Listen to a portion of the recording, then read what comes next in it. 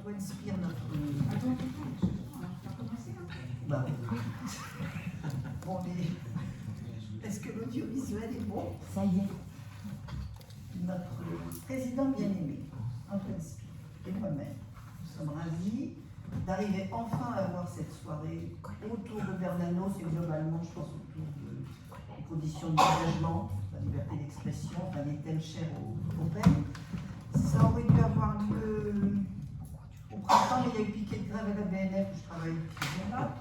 Bon, cela dit, on aurait été dans une salle qui s'appelle la salle 70, sans fenêtre, vous voyez, donc on est plutôt ravis que ça se passe ici, avec une vue sur les jardins et dans notre siège, dans nos locaux. C'est quand même plus agréable. Alors, évidemment, de ce fait, on a perdu la personne que je connais depuis le plus longtemps ici, depuis plus de 35 ans, je crois, Yves, mon frère, qui est documentariste et qui est en train de... Il est dans les extrêmes dernières longueurs du mixage d'un film qui va sortir. Je précise quand même sur quoi, parce que je trouve que ça va bien avec notre sujet. Sur Pascal, qui est né le 19 juin, il y a 400 ans. Et du côté de l'engagement, on ne disait pas comme ça à l'époque, mais des soucis dès qu'on prenait position, vous voyez, Port-Royal, etc. Voilà, c'est toujours la même veine, finalement, documentariste de ton frère, qui avait tourné un film magnifique. Georges Bernanos, c'est le même livre qu'on avait vu à Chaminade. En disant Chaminade, je rapproche les wagons. Au départ, cette soirée, donc je rends toujours à César ce qui appartient à César, sauf quand j'ai un peu de mémoire. Quand on programmait ce qui devait se passer, vous voyez, sur une année, un de nos amis du comité directeur, Malik Diarra, à un moment, j'entends qu'il dit, je ne sais pas pourquoi, c'est sorti, oui, les Bernanos et la liberté, pourquoi faire la liberté, c'est un mot qui nous occupe beaucoup ici. Et donc j'ai dit tout de suite, ah, ça c'est moi, ça je vais t'aider. Bon, finalement, j'ai fait plus qu'aider, parce que je connais tout le monde. Parce que nous revenions exactement de Chaminade. Alors je dis quand même ce que c'est Chaminade, c'est encore une façon de parler de Bernanos, pour ceux qui ne connaîtraient peut-être pas. Début septembre, chaque année, il y a les rencontres de Chaminade à Guéret. C'était le quartier de Marcel Jouandeau et son neveu, Hugues Bachelot, organise, oui, c'est ça, 3-4 jours. Donc on a eu en septembre 2021 sur les grands chemins de Georges Bernanos, où j'ai été dans le sillage de Gilles, Yves et Jean-Pascal Actu, notre cousin Germain, petit-neveu de Georges, de Jean, qui fait l'honneur de revenir ce soir. François Angelier, qui venait exactement de sortir sa biographie, donc La colère et la grâce. C'est la colère le premier mot? La colère et la grâce. Enfin, c'était des sorties de livres avec des titres extraordinaires, parce que François arrive avec La colère et la grâce, et Jean arrive avec Le courage de la nuance. Alors, excusez du peu. Avec ça fait de la belle bibliographie, vous voyez. Voilà. Donc j'ai dit, on va essayer de... Enfin, c'était très égoïste. Je vais essayer de refaire une sorte de plateau à la Chaminade, parce que ça a été un moment magnifique, sous la houlette de Lydie Salbert. Voilà. Alors, comme Malik sortait de son chapeau le titre La liberté, pourquoi faire, dit qu'on avait accès, si possible, une discussion d'à peu près une bonne heure. Pour mon compte personnel, ça serait l'interrogation, c'est ce que je mettais dans le petit paragraphe introductif pour les cartons, enfin, les invitations, les difficultés peut-être de l'engagement, mais c'est toujours difficile. C'est peut-être pas difficile de la même manière du temps de Bernanos et maintenant. Du temps de Bernanos, il n'y avait pas les réseaux sociaux et leur rapidité d'une violence folle. Bon, il y avait la guerre, mais c'était pas non plus extraordinaire. Voilà, mais enfin, disons, l'engagement c'est toujours difficile. Et je trouve que c'est un de nos axes de réflexion au PEN, ce qui dit engagement dit liberté d'expression, et nous sommes là pour la défendre, quitte à prendre de manière plus ou moins nuancée des positions politiques, et si possible, nous aussi avoir le courage de la nuance, c'est pas toujours facile. Ce qui peut amener des débats internes très intéressants et parfois assez vifs, mais c'est ça avec l'esprit de la chose, c'est la vie. Voilà, alors je vais vous présenter l'un et l'autre. Donc Jean, je pense qu'on te connaît en tant qu'auteur dans mon livre, puis donc essayiste.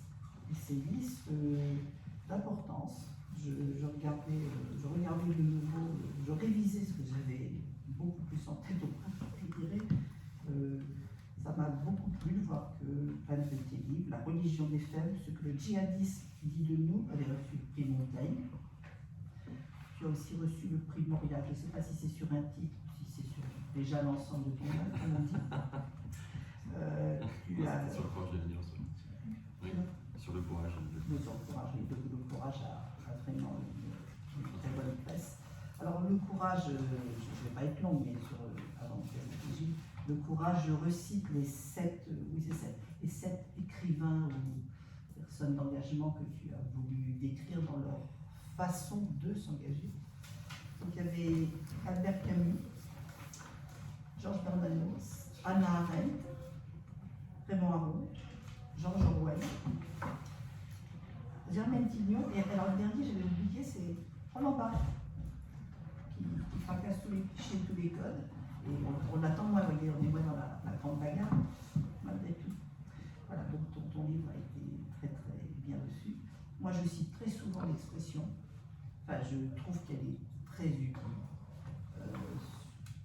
Par exemple, dans tous ces mouvements sociaux où ça peut être très très vite, très extrême, très violent, avec 3 syndicats sur 4 qui détestent et qui haïssent la CFDT à laquelle j'appartiens à la PNL. De temps en temps, je prône le courage de la nuance. Alors on est complètement détesté, mais bon, c'est comme ça, c'est un exemple. Vous voyez ça, c'est très très pratique ton expression. Je t'en remercie. Un bel outil dialectique. Voilà. Alors Gilles, tu es là pour la famille, si je puis dire. Surtout qui, donc, mais pas seulement. Tu es la personne qui gère l'œuvre. C'est ça. Voilà.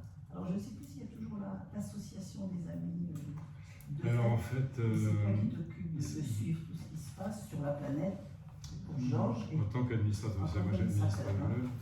Et alors il n'y a plus d'association, enfin l'association est en sommeil depuis belle durée, mais il y a un site Georges Bernanos qui en fait communique régulièrement des actualités sur toutes les publications, sur les articles de presse, sur les livres qui paraissent, dont Le courage de l'humain, entre autres, et qui, en fait, qui remplit quand même le rôle que mon père avait assigné, enfin s'était assigné en son temps avec l'association. Mon père Jean-Loup Bernanos, qui a administré l'œuvre pendant 40 ans. Et une fois, tu m'avais dit que c'était finalement ça peut être du travail de chaque jour. Sur un très grand. Alors, c'est un travail régulier, mais ça dépend des périodes. Mais disons que c'est vrai que faire vivre un auteur, ça nécessite un engagement aussi. Mais que parfois il y a des passages à vide. Bernanos a beaucoup souffert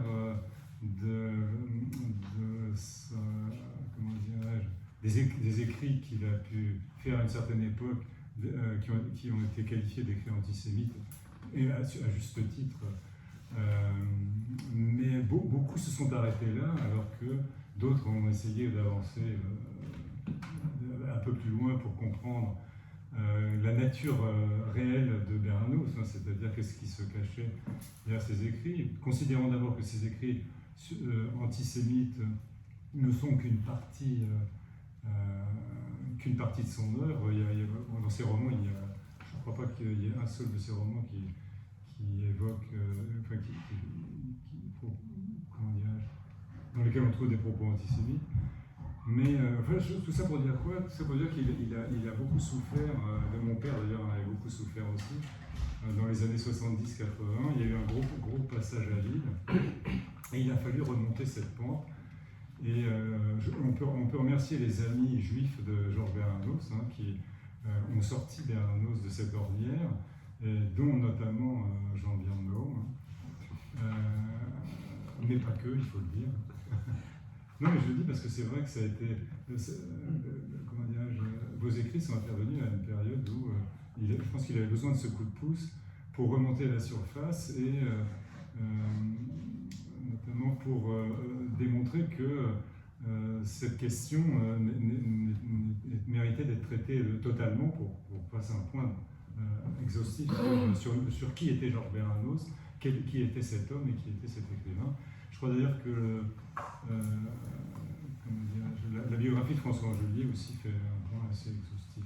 Si je peux dire une mini-anecdote avant de passer la parole à Antoine, et puis de rappeler 2-3 ouvrages auxquels tu as participé, ce qui fait que, en tant qu'auteur, tu devrais adhérer au Pen Club. Je suis un auteur très modeste. Quand je t'ai connu il y a quelques années, parce que ça va dans ton sens, et c'est un humour fou, si on veut, tu étais furieux et il y avait eu un grand branle-bas de combat parce que les jeunes imbéciles du Front National qui avaient leur université d'été n'avaient pas trouvé mieux que de l'appeler l'université d'été Georges Bernanos. Ah oui, c'était ça. Donc voilà, c'est on ça s'occuper d'un auteur. Oui, c'est vrai que ça peut être parfois sportif. Alors donc, ce que je voulais dire aussi, effectivement, tu as ce travail par rapport à cette ascendance, mais tu as participé aussi à des ouvrages, tu as édité, tu as participé à la dernière Pléiade, je trouve que c'est tout à fait à nommer, et puis tu avais adapté La France contre les robots, qui est 46-47 comme... C'est la même zone chronologique que 45.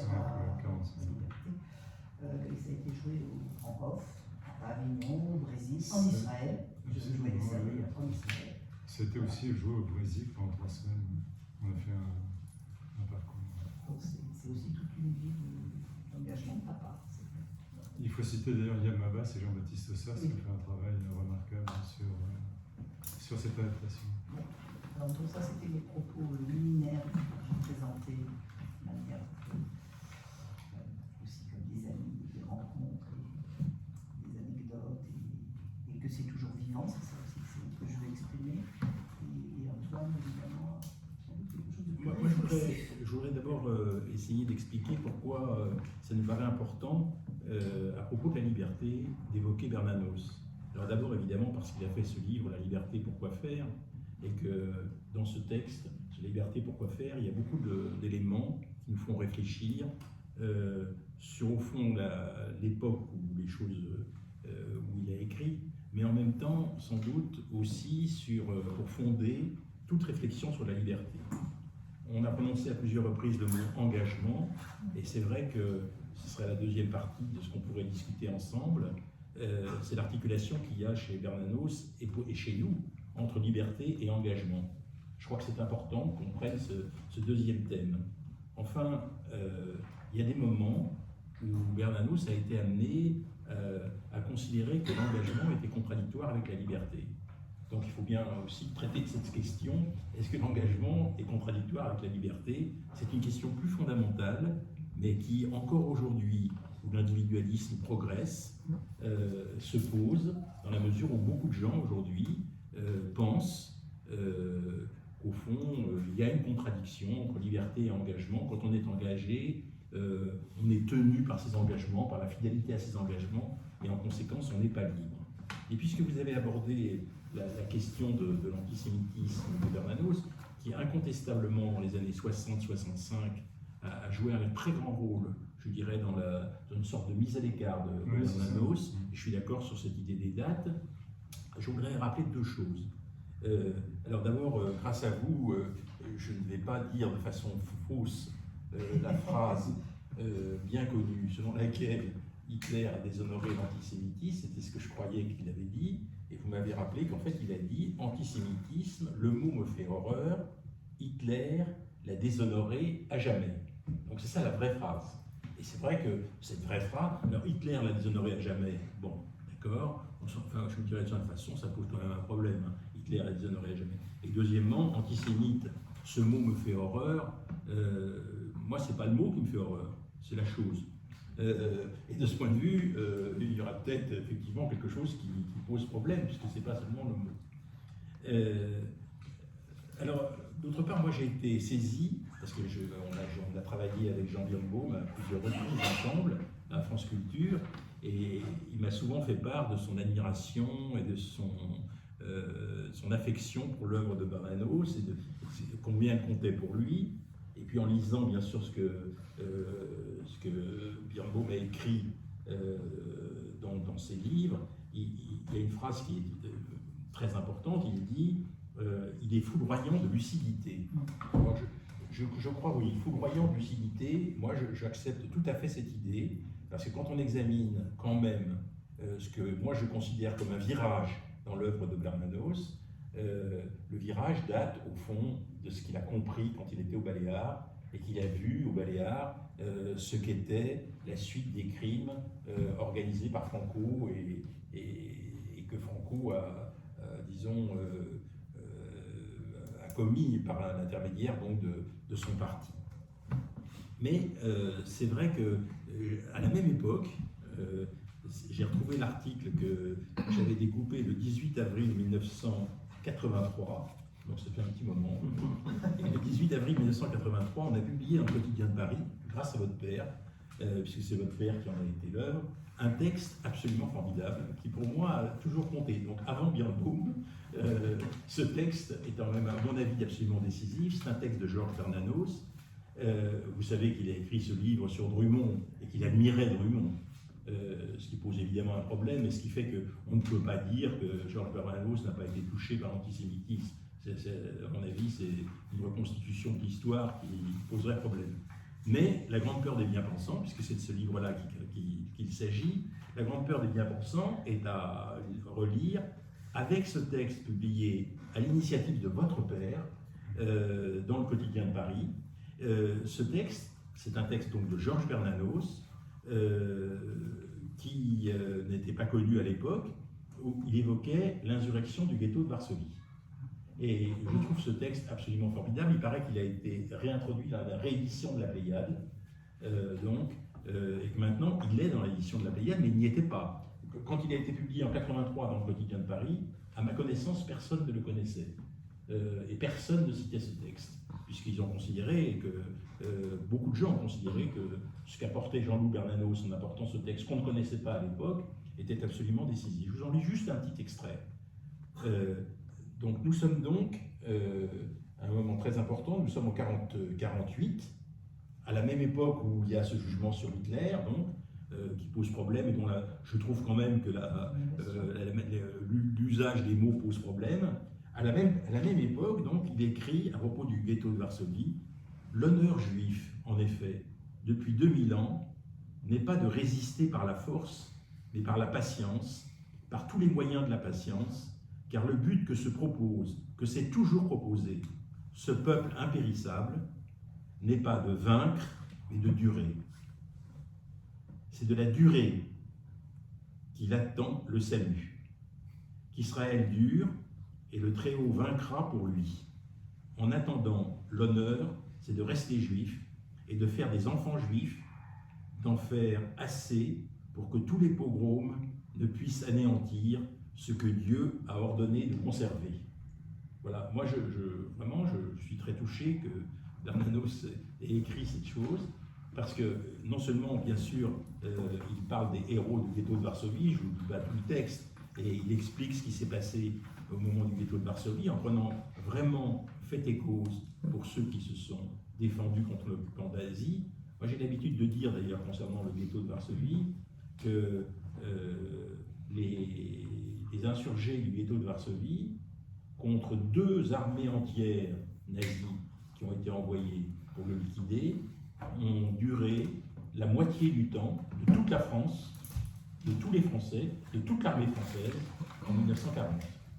Donc ils étaient quelques centaines dans le ghetto de Varsovie et ils ont duré la moitié du temps de toute l'armée française contre les nazis.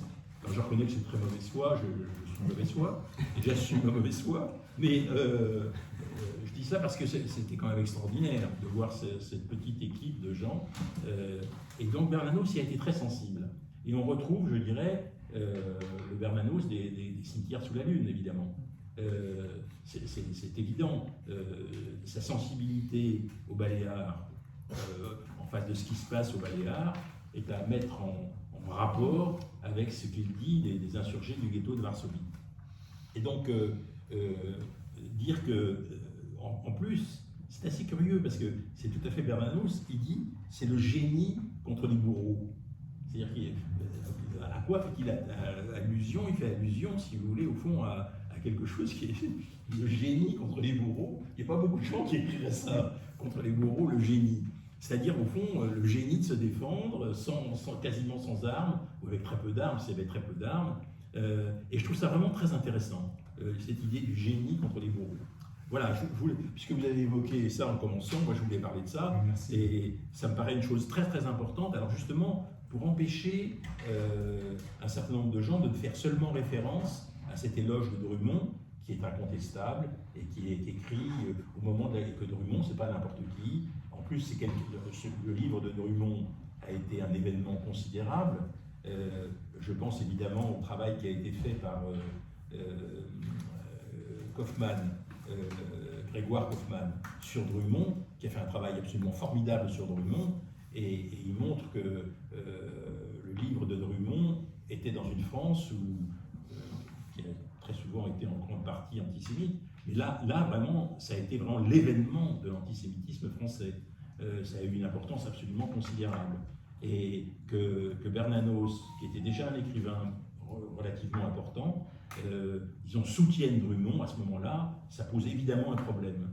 Et je trouve que quand on a en tête ce travail sur le ghetto de Varsovie, quand on lit ce texte, et je vous invite à le lire, puisqu'il est dans le nouveau volume de la Pléiade, la nouvelle édition, eh ben on se dit qu'il y a deux Bernanos, quoi. Il y a deux Bernanos, incontestablement. Jean qui voulait dire quelque chose là-dessus? Là-dessus, vraiment là-dessus? Non, pas forcément. Je peux, hein, mais non, parce que comment vous voulez qu'on fonctionne en fait? Comment vous avez organisé la chose? Parce que Eh ben, moi, je proposais trois parties. On peut en discuter. Une première partie autour de la liberté. Si je commence à moi, j'ai une structure un peu hystérique, donc si je commence à parler, j'ai peur que ça dure. Bon, c'est arrêté. Et je voudrais savoir Moi, je proposais comment ça se passe. Je proposais trois parties. C'est C'est tourner autour de la liberté, pourquoi faire, et dire les grands thèmes de la liberté, pourquoi faire. Dans un deuxième temps, parler de liberté et engagement, du lien liberté et engagement. Et dans un troisième temps, d'insister sur la contradiction entre liberté et engagement. Parce que c'est très présent dans l'œuvre de Bernanos, à mon avis. D'accord.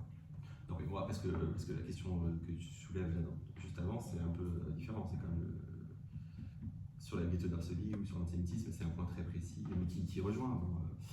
Bon, en tout cas, merci. Moi, je suis ravi d'être là. Merci beaucoup. Je vais commencer par là. Je suis ravi d'être là parmi vous, avec Bernanos, avec Nick, avec Antoine. Vous savez qu'Antoine, effectivement, moi, la seule fois que j'ai rencontré Jean-Loup Bernanos, c'est grâce à Antoine. De toute façon, en fait, dans ma vie à peu près depuis des années, tout est grâce à Antoine. Donc, en tout cas, la seule fois où j'ai rencontré Jean-Loup Bernanos, et d'ailleurs, on avait noué un lien, etc. C'était à l'occasion d'une émission du magazine quotidien d'Antoine à l'époque, ça s'appelait Staccato sur France Culture. On avait fait une émission spéciale sur Bernanos que j'avais proposé à Antoine, qui avait accepté, et ça a été voilà. Et donc moi je suis ravi d'être là, et pour dire un mot juste sur quelque part c'est lié, parce que moi ce que j'ai si vous voulez ce dont tu es porteur, pardon, c'est pas un débat sur Antoine, mais moi ce que j'ai vu et ce que j'ai aimé, on sait pas toujours, il y a eu des conflits, etc., mais moi ce que j'ai toujours apprécié chez toi, c'était quelque chose de très bernanésien, c'est-à-dire l'idée qu'il faut nommer les choses, l'idée qu'il y a une espèce de frontalité généreuse. Antoine, il n'est pas toujours commode avec moi, il a toujours été commode, mais justement, il m'a toujours fait le cadeau. C'est toujours le cas. Non, avec vous, je suis sûr qu'il est adorable. Mais en tout cas, moi, j'ai appris d'expérience qu'il vaut mieux quelqu'un qui vous fait l'amitié et le cadeau d'une sorte de frontalité constructive et féconde que quelqu'un qui est dans une espèce d'hypocrisie molle, etc. Et donc pour moi, Bernanos, si vous voulez, c'est pour ça que effectivement, il est très important depuis très longtemps.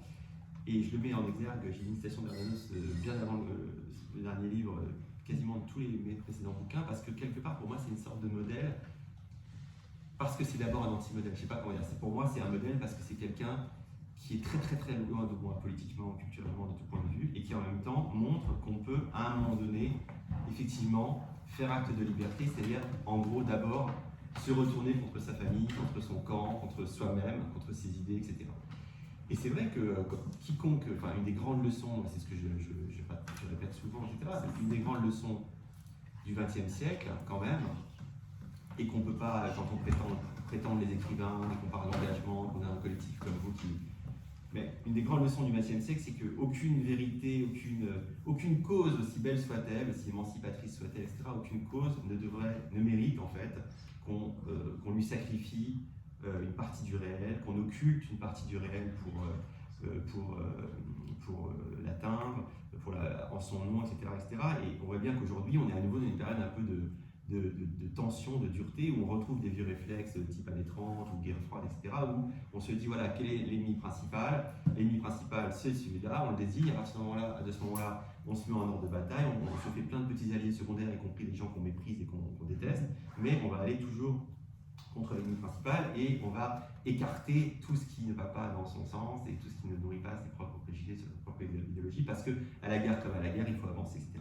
Or, Bernanos, quand il fait ce qu'il fait, il est le seul quasiment à faire. Il faut quand même voir le truc. C'est-à-dire que, d'ailleurs, il y a eu un bouquin super sur les interventions dans la guerre d'Espagne, et dedans, il dit quelque chose que je n'avais même pas remarqué, c'est qu'en fait, il n'y a pas tellement d'équivalent à gauche de Bernanos.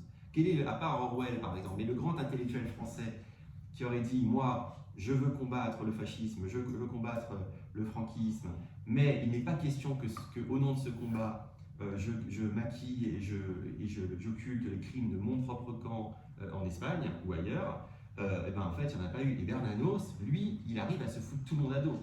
Et quelque part, c'est ça qui est très beau, quand Albert Camus a dit c'est un écrivain, c'est une citation célèbre, oui, c'est un écrivain 2 fois trahi, etc. Trahi par son camp, trahi aussi par la gauche, parce que la gauche ne pouvait pas l'accueillir parmi elle, puisque évidemment il était trop catalogué à l'extrême droite. Trahi aussi par les mots, et c'est un des grands sujets de l'engagement, et la liberté dans l'engagement, c'est aussi de restituer, c'était l'obsession de Bernanos.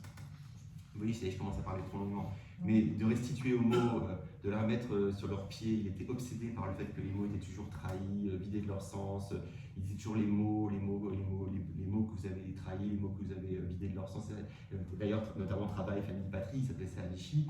Et il avait cette phrase magnifique, il disait « Un mot ne peut pas se défendre tout seul. Un mot ne peut pas se défendre tout seul. » Et il faut en permanence, et il se comparait, il y a un passage magnifique que j'aime beaucoup, où il se compare à une vieille servante qui raccommode le langage comme on raccommode des vieilles chaussettes.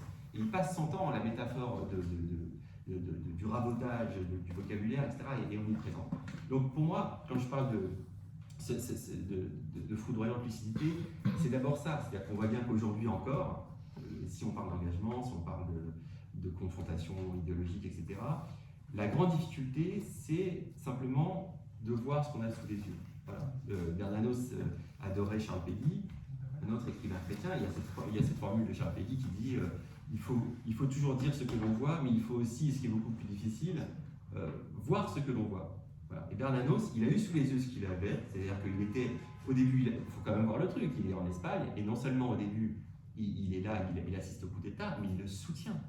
Il trouve ça beau, et son fils s'engage dans la phalange, etc.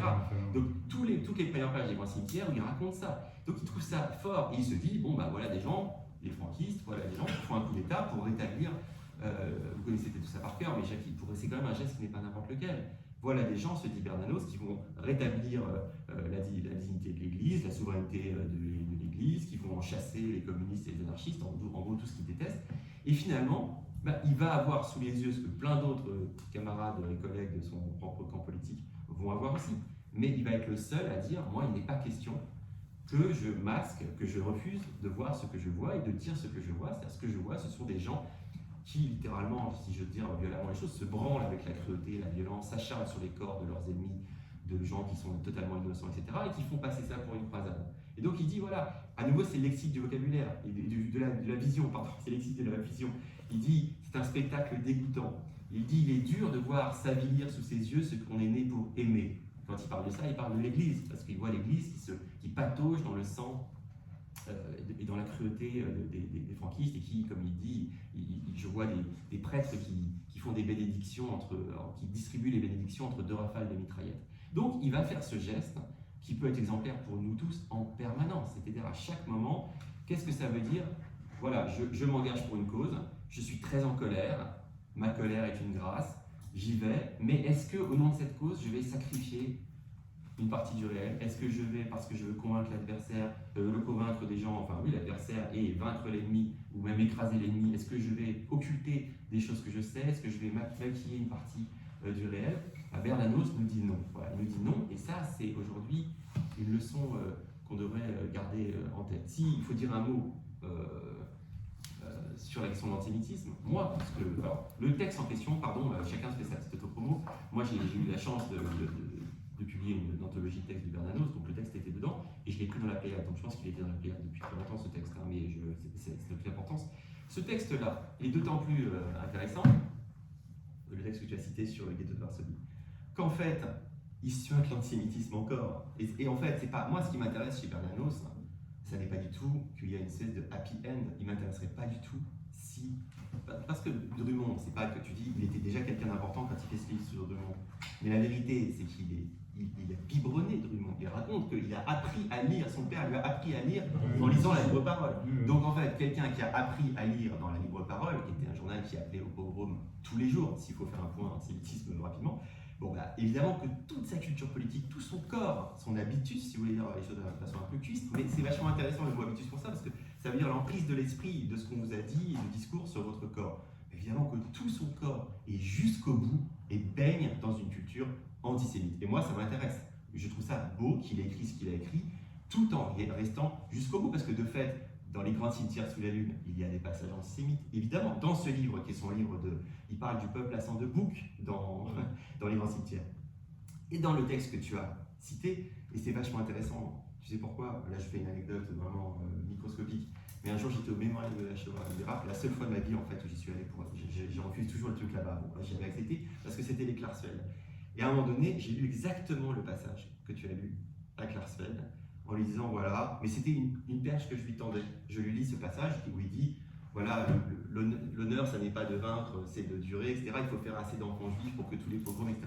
Et je lui ai dit bon, et vous et tout. Et là, il s'est littéralement effondré. Et ça a été un moment hyper violent, et plein de gens m'ont dit ça a été horrible, pourquoi tu as fait ça et tout. Mais moi, je lui ai tendais cette perche pour qu'il dise quelque chose sur la transmission, sur je sais pas quoi. Il a dit non, mais moi j'ai tout raté, mes enfants sont pas du tout là-dedans, j'ai tout raté, j'ai plus aucune, je laisse rien, enfin, c'était épouvantable. Mais ce que je veux dire, pardon, après cette incise, parce que ce texte que tu as lu, pour moi, il est hyper présent en permanence. Mais dans ce texte, mais il faut voir ce qu'il dit. Évidemment qu'il a, mais il dit quoi? Il dit que jusqu'au bout, pour lui, c'est très étonnant qu'un juif se batte. Parce que pour lui, ça n'est pas du tout... Voilà, il a appris que les juifs, dans sa culture, en politique, évidemment, les juifs sont des lâches, ils rampent, etc., etc. Et d'ailleurs, quand il dit l'honneur, c'est pas de vaincre, c'est de durer, il reste là-dedans. Il reste là-dedans. L'honneur n'est pas de vaincre, mais de durer, c'est juste de faire des enfants juifs pour que Dieu que ça. Donc il reste là-dedans. Et il faut voir que, beaucoup plus loin, et c'est très beau, il parle ce texte, tu le vois, c'est au début de ton texte, il le dédie, hein, vous connaissez ça par cœur, il le dédie, voilà, j'écris ces pages en mémoire de Georges Torres, ami de mon fils Michel, parti du Brésil avec lui pour rejoindre les armées de la France libre. Donc il parle d'un jeune juif qui part avec son fils du Brésil pour s'engager dans les rangs de la France libre. Pardon, mais tu m'as mis sur ce terrain, donc je suis obligé d'en dire deux mots. Et à la fin du texte que tu as lu, il raconte qu'un soir, l'enfant magnifique auquel il a dédié ses pages, donc ce jeune homme, son départ, il parle de lui, son départ pour Londres lui apparaissait comme la voie du salut, son destin passait par Londres. Je leur montrerai, me dit-il tout à coup, comment un juif peut se battre. Voilà. Et là, Bernanos reprend. Oh, sans doute, l'enfant que j'avais là devant moi ressemblait comme un frère à n'importe quel jeune garçon de bonne race. Que tente le risque et l'honneur. Voilà. Mais si vous voulez, moi, ce qui m'intéresse chez Bernanos, c'est qu'il a pris des positions magnifiques, qu'il a eu un courage qui relève de la grâce, effectivement, qu'il peut pour nous être un modèle dans tous les domaines, notamment parce que il a en permanence il s'est retourné contre lui-même jusqu'au bout. Mais se retourner contre soi-même jusqu'au bout, ça veut dire que jusqu'au bout, il était aussi largement lui-même. C'est-à-dire que moi, il n'y a pas un revirement. Moi, il ne m'intéresserait pas beaucoup Bernanos si tout d'un coup, il s'était débarrassé totalement de son imprégnation antisémite. Et donc, il s'en est pas débarrassé, et c'est ce qui fait toute la beauté de son geste et la force de son itinéraire, bon, entre autres choses. Mais sur ce point-là, comme sur les autres, il a été capable de se retourner contre son camp, de se retourner contre lui-même, en prenant des risques incroyables, en vivant une précarité aussi incroyable. Et voilà. Donc j'ai déjà parlé de mon temps, excusez-moi. Vous voulez dire quelque chose, monsieur? Moi, j'ai juste deux choses. Merci en tout cas pour ces précisions. Comment dire? D'abord, en ce qui concerne cette capacité à se retourner contre son propre camp, il y a une anecdote qui raconte qu'après la guerre d'Espagne, donc la publication des Grands cimetières sous la Lune, Bernanos a rencontré Malraux. Et Malraux dit à Bernanos, franchement, quel courage, je suis admiratif. Vous avez osé quand même dénoncer ceux qui pourtant font partie de votre camp. Et donc Bernanos laisse un silence de quelques secondes et dit, mais attendez Malraux, moi il y a une chose que je ne comprends pas, c'est pourquoi vous n'avez pas fait la même chose. Et donc Malraux répond, mais moi je suis communiste et je ne dirai jamais rien contre le parti. Et là Bernanos lui dit, mais dans ces cas-là, gardez votre compliment Malraux, parce que alors à vos yeux, je suis soit un fou, soit un traître. Et c'est là qu'est toute la... C'est pour ça, pour commenter ce que dit Jean, c'est vrai que c'est la grande force de Bernanos. Ce qu'il faut voir aussi, c'est que ça a été un instant tragique de sa vie. La guerre d'Espagne, il dit que c'est le moment le plus important, c'est peut-être le moment du retournement d'ailleurs, en fait.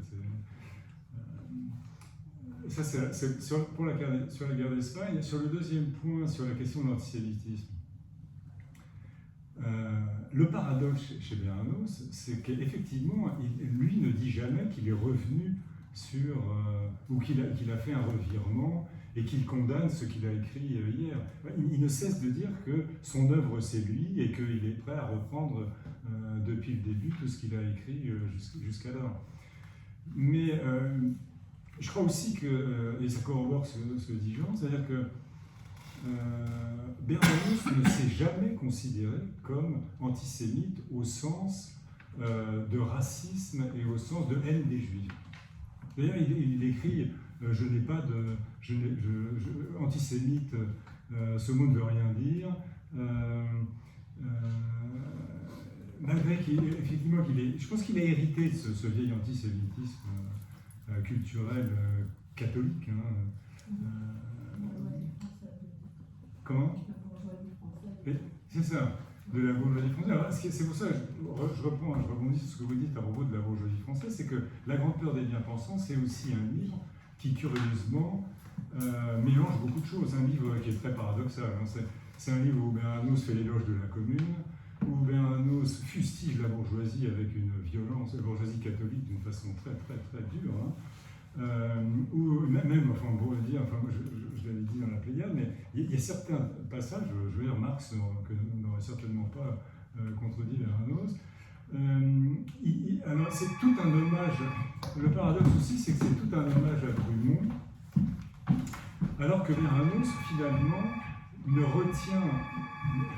utilise vraiment Drummond comme un pourfendeur du capitalisme, en fait. C'est-à-dire que auquel d'ailleurs les Juifs évidemment sont associés par Drummond, puisque le mal c'est l'argent c'est les Juifs.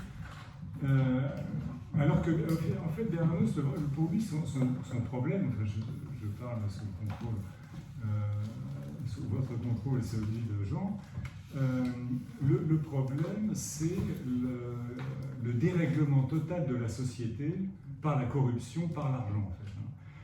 La grosse erreur, à mon avis, enfin, le problème c'est évidemment, si on considère que le dérèglement est causé par l'argent, par la corruption de l'argent, et qu'après on dit que l'argent c'est la vie, évidemment, c'est sûr, on ne peut pas ne pas s'égarer.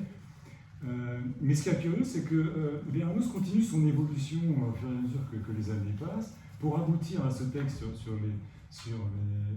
sur Varsovie, et que, en fait, il est dit aussi en 1948, un jour je m'expliquerai sur mon antisémitisme. Mais malheureusement, on n'a jamais eu la dernière explication qu'il y avait à ce sujet. Bon, moi, je voudrais dire un petit mot, d'une part sur ce qu'a dit Jean Birnbaum, et puis d'autre part sur ce que vous venez de dire. Bon, moi, je pense que c'est très important de penser contre soi-même. Et que aujourd'hui, enfin, l'enseignement qu'on peut tirer déjà de ce que nous sommes en train de discuter, c'est que c'est très utile de penser contre soi-même. Et de ce point de vue, Bernanos a finalement pensé contre lui-même, et ça c'est vraiment à saluer. Mais je ne suis pas du tout d'accord avec Jean Birnbaum sur la question du changement.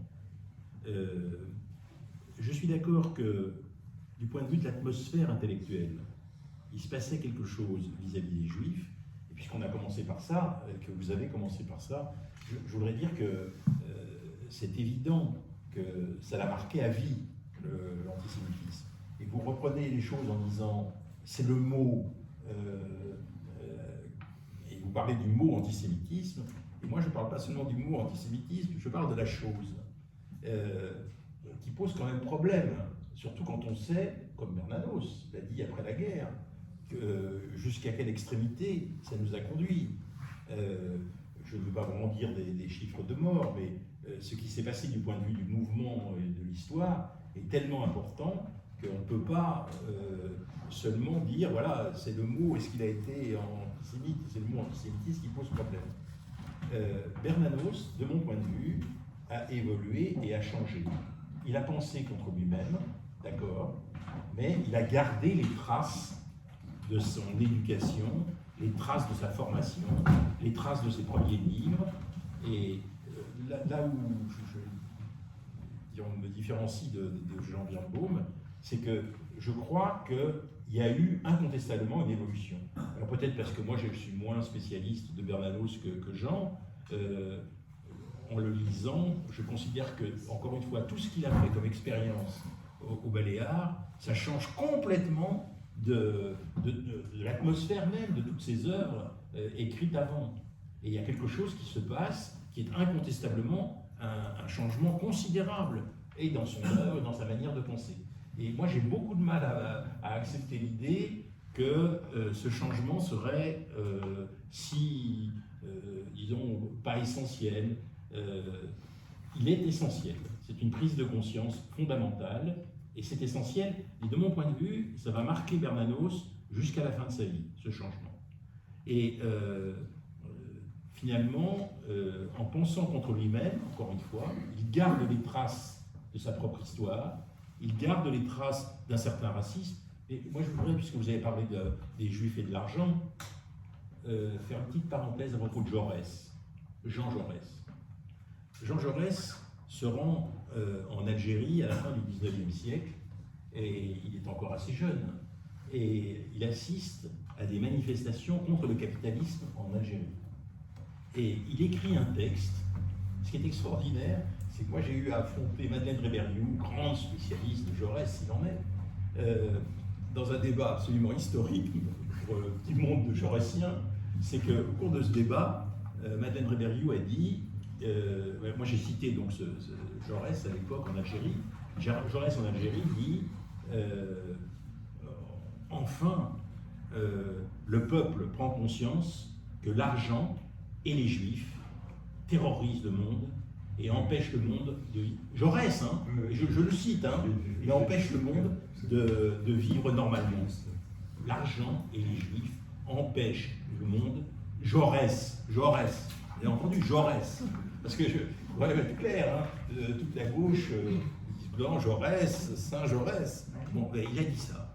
Il a dit ça à une époque où, et il a changé, et à une époque où effectivement, disons, ça relevait de l'atmosphère générale. C'est pas pour l'excuser que je dis ça, parce que ça l'excuse. Moi, je ne l'excuserai jamais d'avoir dit ça. Bon. Mais qu'est-ce qu'a fait Madeleine Rébériou, qui n'était pas dans la loyauté vis-à-vis des textes? Moi, un jour, à France Culture, on a eu ce débat qui a duré 45 minutes, et elle m'a dit ce texte n'a jamais existé. Et je lui apporte le texte, elle me dit c'est un faux. Mais je m'en souviendrai toute ma vie, moi. Je me souviendrai toute ma vie. C'est-à-dire que cette espèce de malhonnêteté, quoi, qui dit la réalité est l'inverse de ce que je pense, donc c'est un faux. Et- contre soi-même. Voilà, donc, elle ne pouvait pas penser contre elle-même.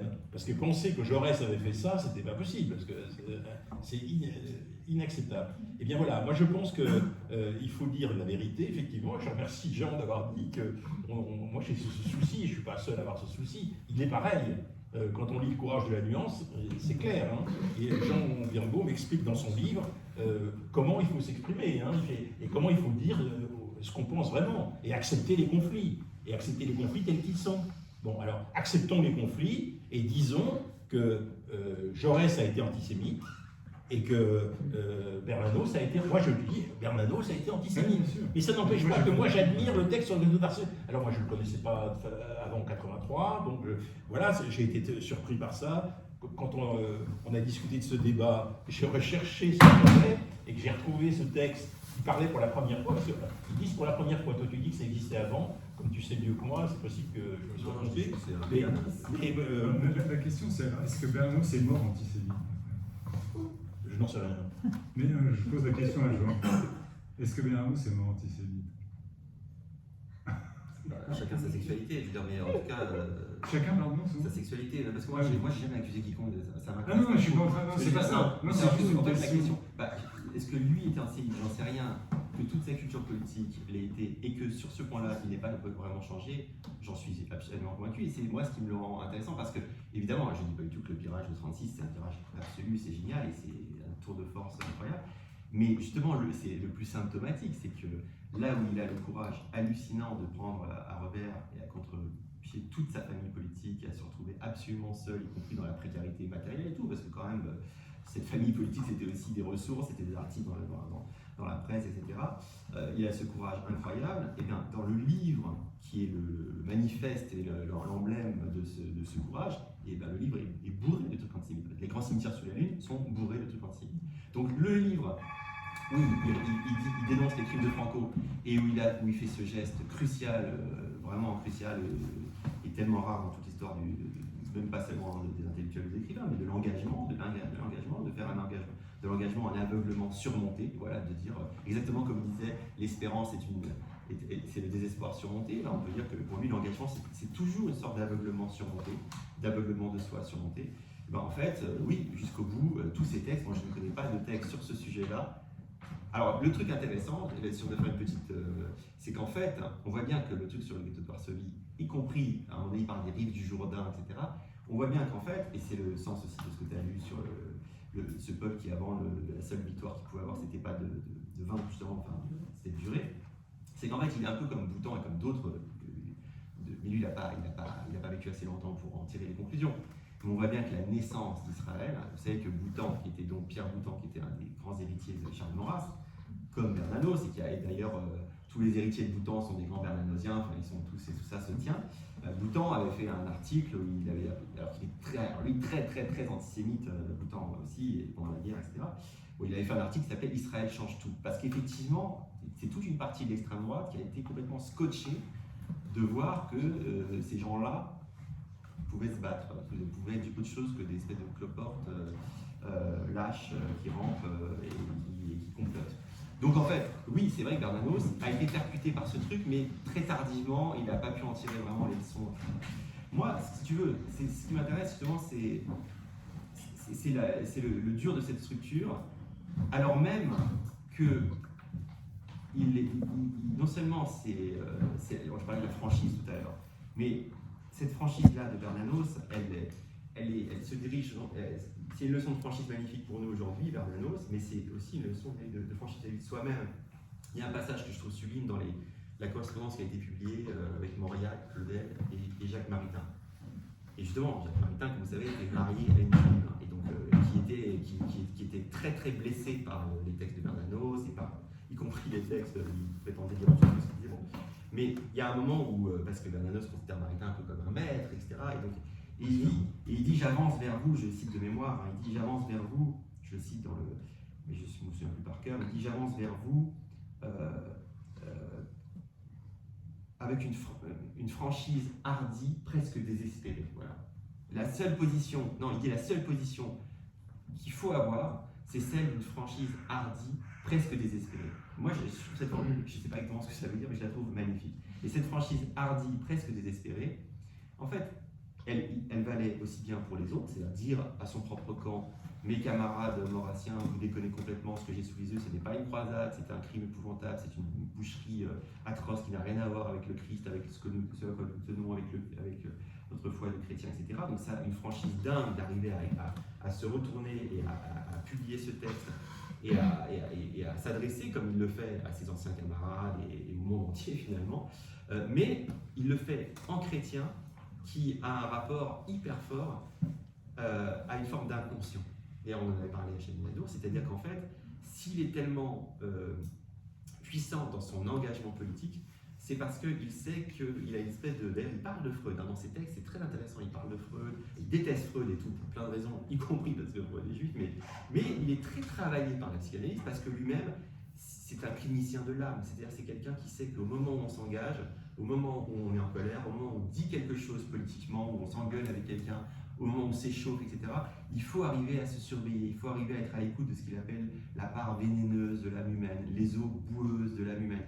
Et donc, il est en permanence dans cette espèce de surveillance où il dit, voilà, on est dans un jeu de cache-cache avec soi, on ne se méfie jamais assez de soi-même, et quand on est en politique, quand on sait bien que dans un débat peut-être comme celui-ci, que quand on s'engueule dans un collectif ou entre amis ou avec sa mère, son père, ouais. En fait, on voit bien qu'il y a un moment où on commence à être dans un truc, dont tu parlais de mauvaise foi tout à l'heure, bon, et ben il faut se surveiller. Et donc il y a un moment aussi où on jouit, on sait très bien qu'on jouit de sa radicalité, de sa mauvaise foi, du fait de faire reculer l'autre, d'être violent, d'être dans la radicalité, etc. etc. Et Bernanos, pour ça, il faut s'empêcher, voilà, il faut savoir s'empêcher. Mais Bernanos, ce qui est hyper fort, c'est que c'est quelqu'un qui était ultra radical. Plein de gens m'ont dit, mais d'où tu as foutu Bernanos dans un truc sur la nuance? Oui, mais parce que oui, c'est quelqu'un qui a fait de la prison parce qu'il cassait la gueule des militants de gauche dans les années 30, c'est quelqu'un qui appelait, enfin c'était quelqu'un... Parce que Drummond, c'est jusqu'au bout, mon maître Drummond, jusqu'au bout, jusqu'à la fin, mon maître Drummond. C'est pas du tout... non, c'est pas au moment où il fait ton texte là, sur le Gueule de Varsovie, il soutient Drummond et il dit mon maître Drummond. Il commence même le texte en disant... Ça surprendra de voir Drummond. Oui, on voilà. m'a demandé d'écrire on demande à un disciple de Drummond d'écrire un texte sur est-ce bien raisonnable, et après il explique pourquoi, oui, ça peut avoir du sens. Oui, pardon. Non, je sais. Oui, c'est vrai, non, vous avez bien dit qu'il est resté. C'est vrai qu'il revendique Drummond jusqu'à la fin. Oui. C'est ça.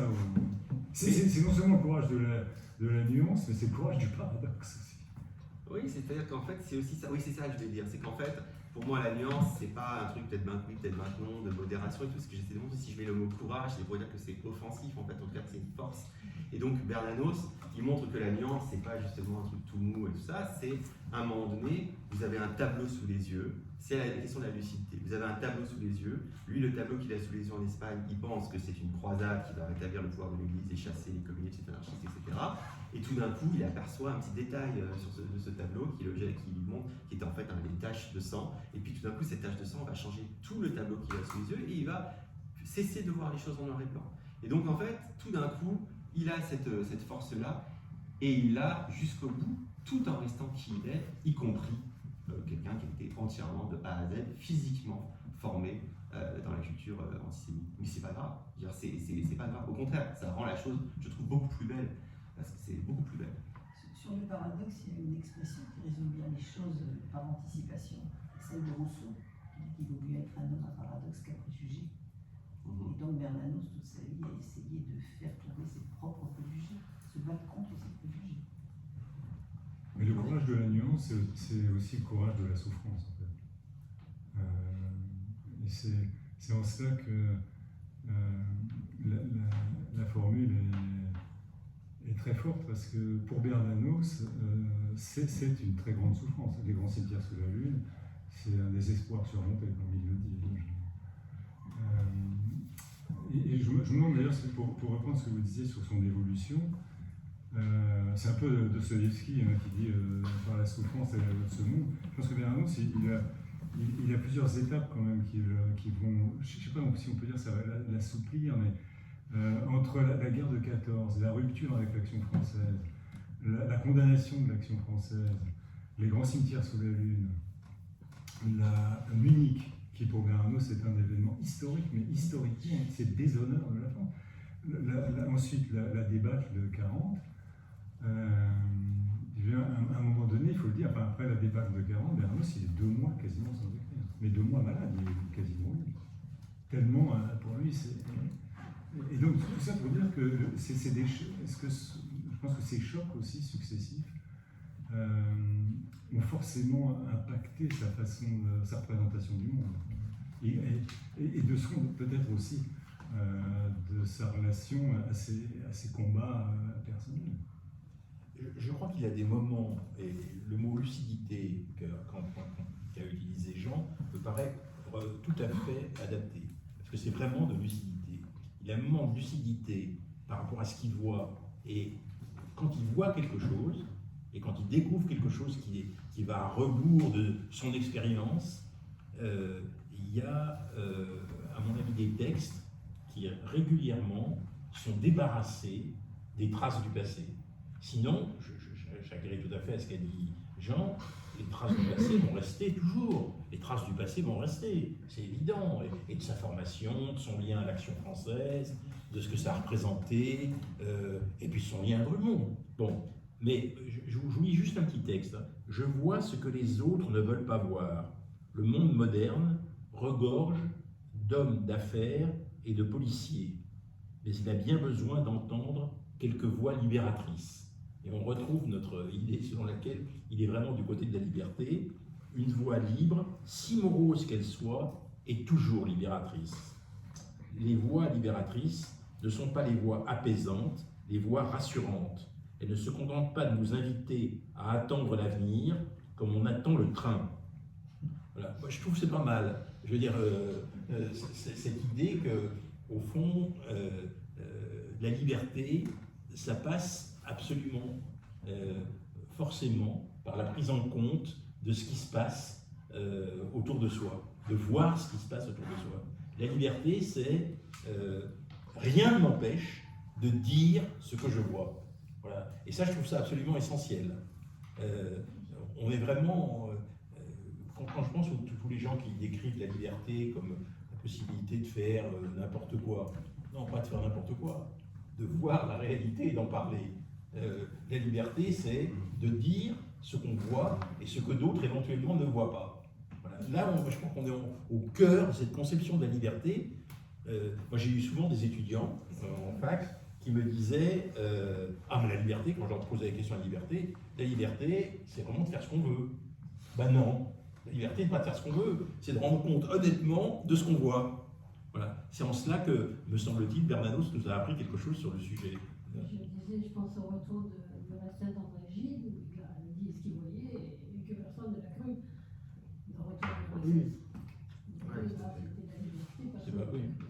Et moi, ce que j'aime aussi chez Bernanos, c'est que la liberté chez lui, c'est un soulèvement totalement viscéral. C'est pas du tout théorique, c'est pas du tout conceptuel.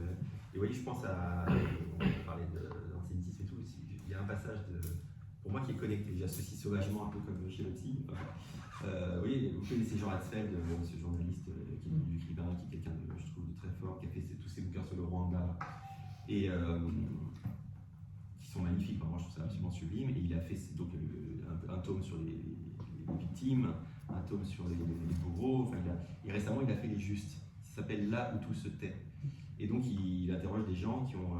Vous allez voir, c'est un lien avec la discussion. J'espère. Il interroge des justes, c'est-à-dire des gens qui, alors là pour le coup, les justes au Rwanda, c'était vraiment un petit geste, c'était pas des gens qui ont caché pendant 6 mois des Tutsis, c'est parfois juste des gens qui voient arriver 2 enfants en panique et qui leur disent qu'il faut aller plutôt par là que par là, parce que là, de l'autre côté, il y a des gens qui vous attendent avec des machettes, donc juste ça, ça fait un juste, voilà, ça fait des justes. Et à un moment donné, il interroge une femme qui est sage-femme et qui n'a qui n'a pas fait d'études, qui n'a aucune culture politique. Je dis ça parce que pour moi, cette liberté chez Bernanos, elle relève aussi de la grâce aussi. C'est pour ça qu'une forme de grâce et d'irruption d'une liberté en soi, qui n'est pas forcément théorique, etc. Comme vous savez, Arendt disait que l'intellectuel, c'est les pires qu'elle ait vu dans la lâcheté, dans le refus de voir ce qu'elle allait avoir, etc. Et quand elle a quitté l'Allemagne, elle s'est dit plus jamais je vais avoir affaire aux intellectuels. Donc je dis ça parce que le courage de la nuance ou cette liberté-là de l'engagement, etc., ne peut pas toujours très bon âge, il y a des gens qui sont censés penser l'engagement et l'incarner comme intellectuel. Et donc je reviens à Rwanda, et donc cette dame qui est sage-femme a sauvé une petite fille Tutsi, elle l'a emmenée avec elle et ses enfants, elle a fait comme si c'était sa fille, elle est partie avec elle, elle l'a sauvée comme ça. Et on n'entend jamais la voix d'Atzfeld dans les bouquins, il ne parle pas, mais on comprend au discours de cette femme qui lui a demandé, en gros, pourquoi vous avez fait ça, qu'est-ce qui explique votre geste. Et elle a une phrase, elle dit, je me souviens, à nouveau, je cite de mémoire, pardon, elle dit, je ne sais pas, je crois que Dieu nous propose des libertés, j'en ai saisi une. Voilà. Et en fait, la force et la limite de Bernanos pour aujourd'hui, la limite c'est qu'en fait, la plupart des choses dont il parle et la culture qui est la sienne,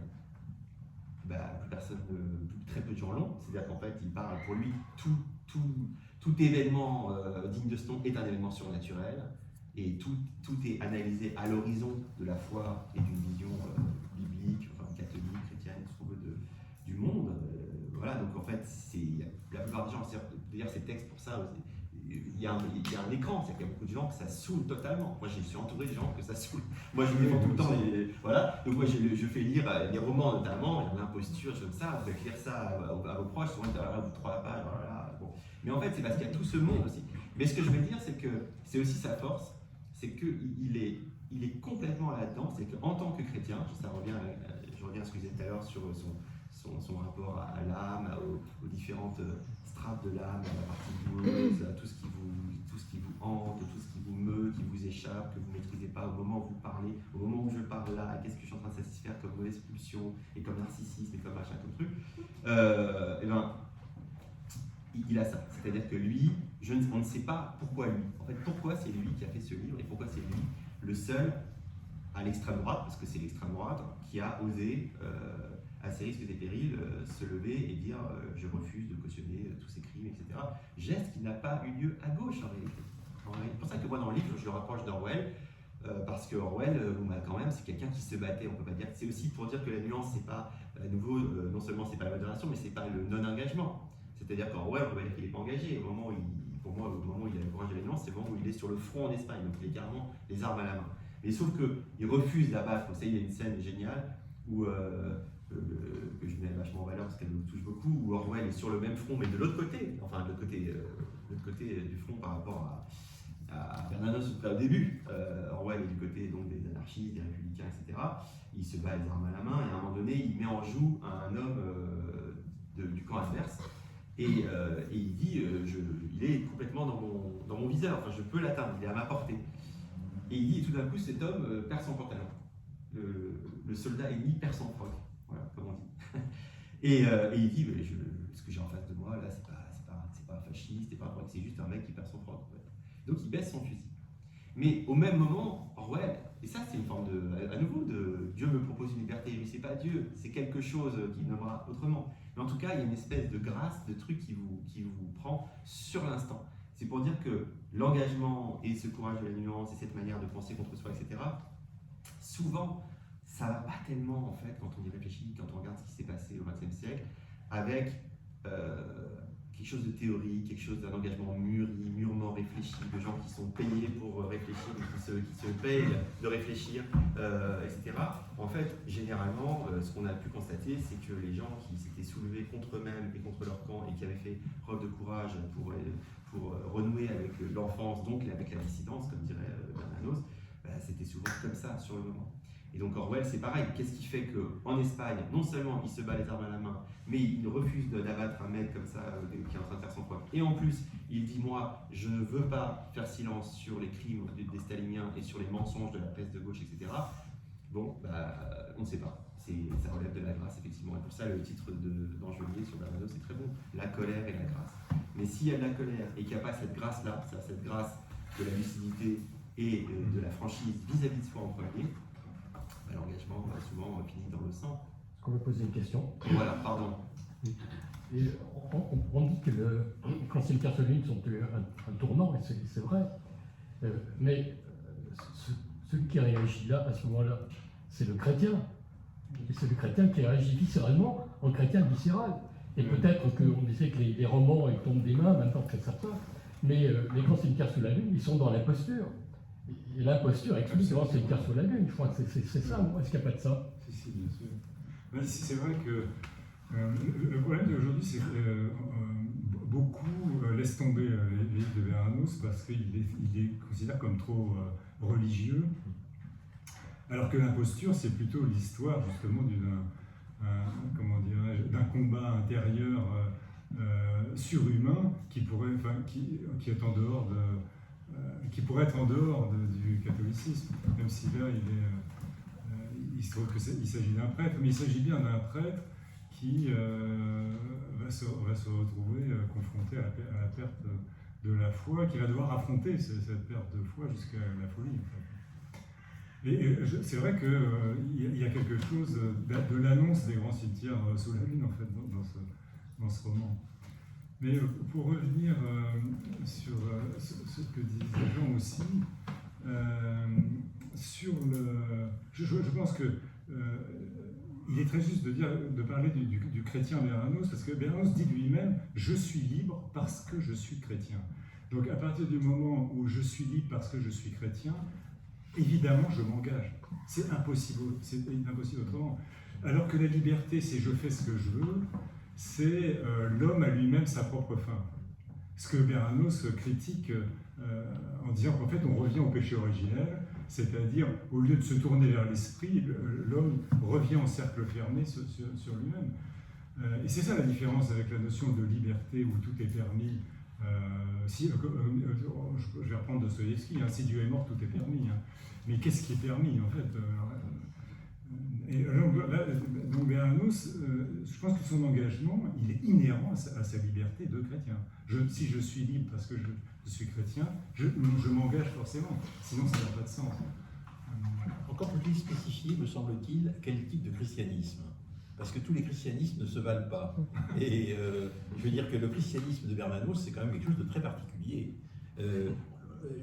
Moi, j'ai lu la biographie d'Angelier, et il a une phrase qui m'a beaucoup frappé. Il a dit « Son engagement est mené seul au nom du Christ pauvre et de la vocation religieuse de la France, de Jeanne d'Arc, de Peggy, et le conduit au tableau d'honneur des camelots du roi au rang de la France libre. » Je trouve qu'il montre bien que son catholicisme, c'est quelque chose de très particulier. Parce que tous les catholicismes ne sont pas du tout comme ça. Je veux dire que le catholicisme, le christianisme de Bernanos, c'est quelque chose qui est à la fois une réflexion sur la morale individuelle, mais en même temps quelque chose qui fait allusion à l'histoire de la collectivité chrétienne. Et je trouve que on devrait attacher de l'importance à la manière dont il attaque l'Église. Parce que son attaque, il ne supporte pas que l'Église cautionne au fond, ces crimes. Et quand il dit, je crois que là aussi j'ai cité de mémoire que j'avais noté, mais c'est les souliers pleins de sang, c'est ça l'expression. Regardez ces évêques et ces prêtres qui ont les souliers pleins de sang. Vous savez, qui dira ça dans l'Église, qui ont ces souliers pleins de sang? Je veux dire, peu de gens l'ont dit. C'est un catholicisme très particulier quand même. Parce qu'un catholicisme contre l'Église, et en plus, un catholicisme qui essaye de trouver dans l'histoire de l'Église des éléments historiques qui motivent, au fond, sa manière d'être, qui motivent son engagement, y compris contre ses proches. Et là, je crois que c'est assez intéressant, parce que tout le monde n'a pas le catholicisme de Bernanos, quand même. Non, mais c'est vrai que c'est un chrétien. Ce qu'il y a d'étonnant, d'ailleurs, c'est qu'au fur et à mesure de son œuvre, au début, il dit clairement « je suis catholique ». Et puis, au fur et à mesure que les choses évoluent, dans La France contre les robots, il dit surtout « je suis chrétien ». Et il y a plusieurs étapes dans sa lutte contre l'Église. Dans La Grande Peur des bien-pensants, il dénonce la bourgeoisie catholique. Avec La Grande Peur, dans ses romans, il dénonce aussi la bourgeoisie catholique, que ce soit l'imposture ou la joie, il tire aussi à boulet rouge. Et ensuite arrive la guerre d'Espagne, où là, alors même avant la guerre d'Espagne, il va écrire Jeanne relapse et sainte, et dans Jeanne relapse et sainte, il dit notre Église est l'Église des saints. Alors tout le monde trouve ce texte admirable, c'est magnifique, mais c'est quand même aussi une façon de dire mon Église, c'est l'Église des saints. Et c'est pas l'église des prélats. D'ailleurs, il dit, dans le même texte, il dit oui, il y a beaucoup de tous ces prélats assoiffés d'honneur, etc. Envie certainement la plus petite de toutes, qui est Thérèse. En fait, c'est une façon de dire, vous devriez envier Thérèse, qui fut la plus pauvre et la plus petite. Et donc, il reprend, durant tout ce texte, notre Église et l'Église des Saints. Et je crois que c'est quand même une façon de dire, votre vocation, c'est la sainteté, est-ce que vous ne la trahissez pas? Et donc, après, on arrive, c'est après qu'il écrit l'Évangile sauvage.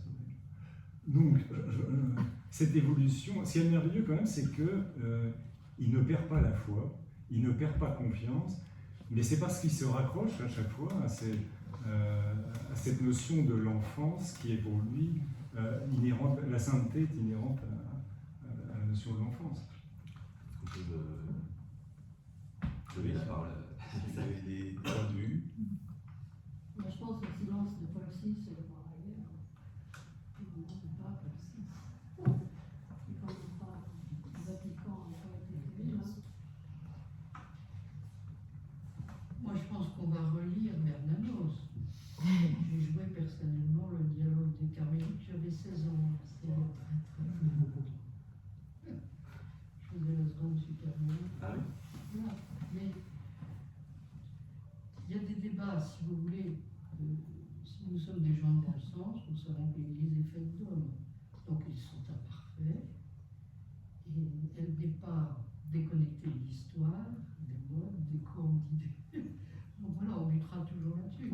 Mais on peut admirer ceux qui critiquent certains courants et qui ont le courage de s'affirmer un peu en opposition avec l'ambiance générale. Enfin, merci de nous remettre dans la lecture de Bernanos, dont on ne parle pas beaucoup actuellement. Je ne sais pas ce que vous en pensez tous, mais moi je vois pas. Enfin, est-ce que vos enfants ou vos petits-enfants... Par exemple, je m'occupe de ce genre de choses depuis des années à la Bennett. Je me demande à quel moment on va mettre une œuvre de Bernanos à l'agrégation. Et ça donne bien le pouls des auteurs. Il y a eu au programme de Normal Sup. Mais Les 17e. la grecque, Ah, la grecque, je sais pas. la Il y a grecque, ça jamais eu. touche un peu plus de monde. Il n'y a jamais eu. Écoute, ça va faire 7 ans que je fais des bibliographies, donc c'est pas là. Non. Il me semble qu'il y avait ce solide message. Je dis pas Je vais jamais. vérifier parce que. Je dis pas jamais, mais c'est. Ça tombe. Excusez-moi, comment on peut dire qu'on est libre parce qu'on est chrétien? Là, ça me paraît un paradoxe complet. Enfin, Ah, mais c'est parce que Dieu a fait l'homme libre. ah ouais? Ah bon.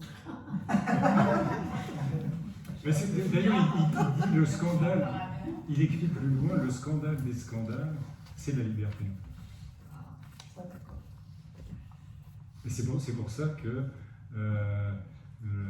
l'histoire de l'humanité est une histoire très douloureuse. À cause d'une erreur de Dieu, c'est ça? Non, c'est Dieu fait.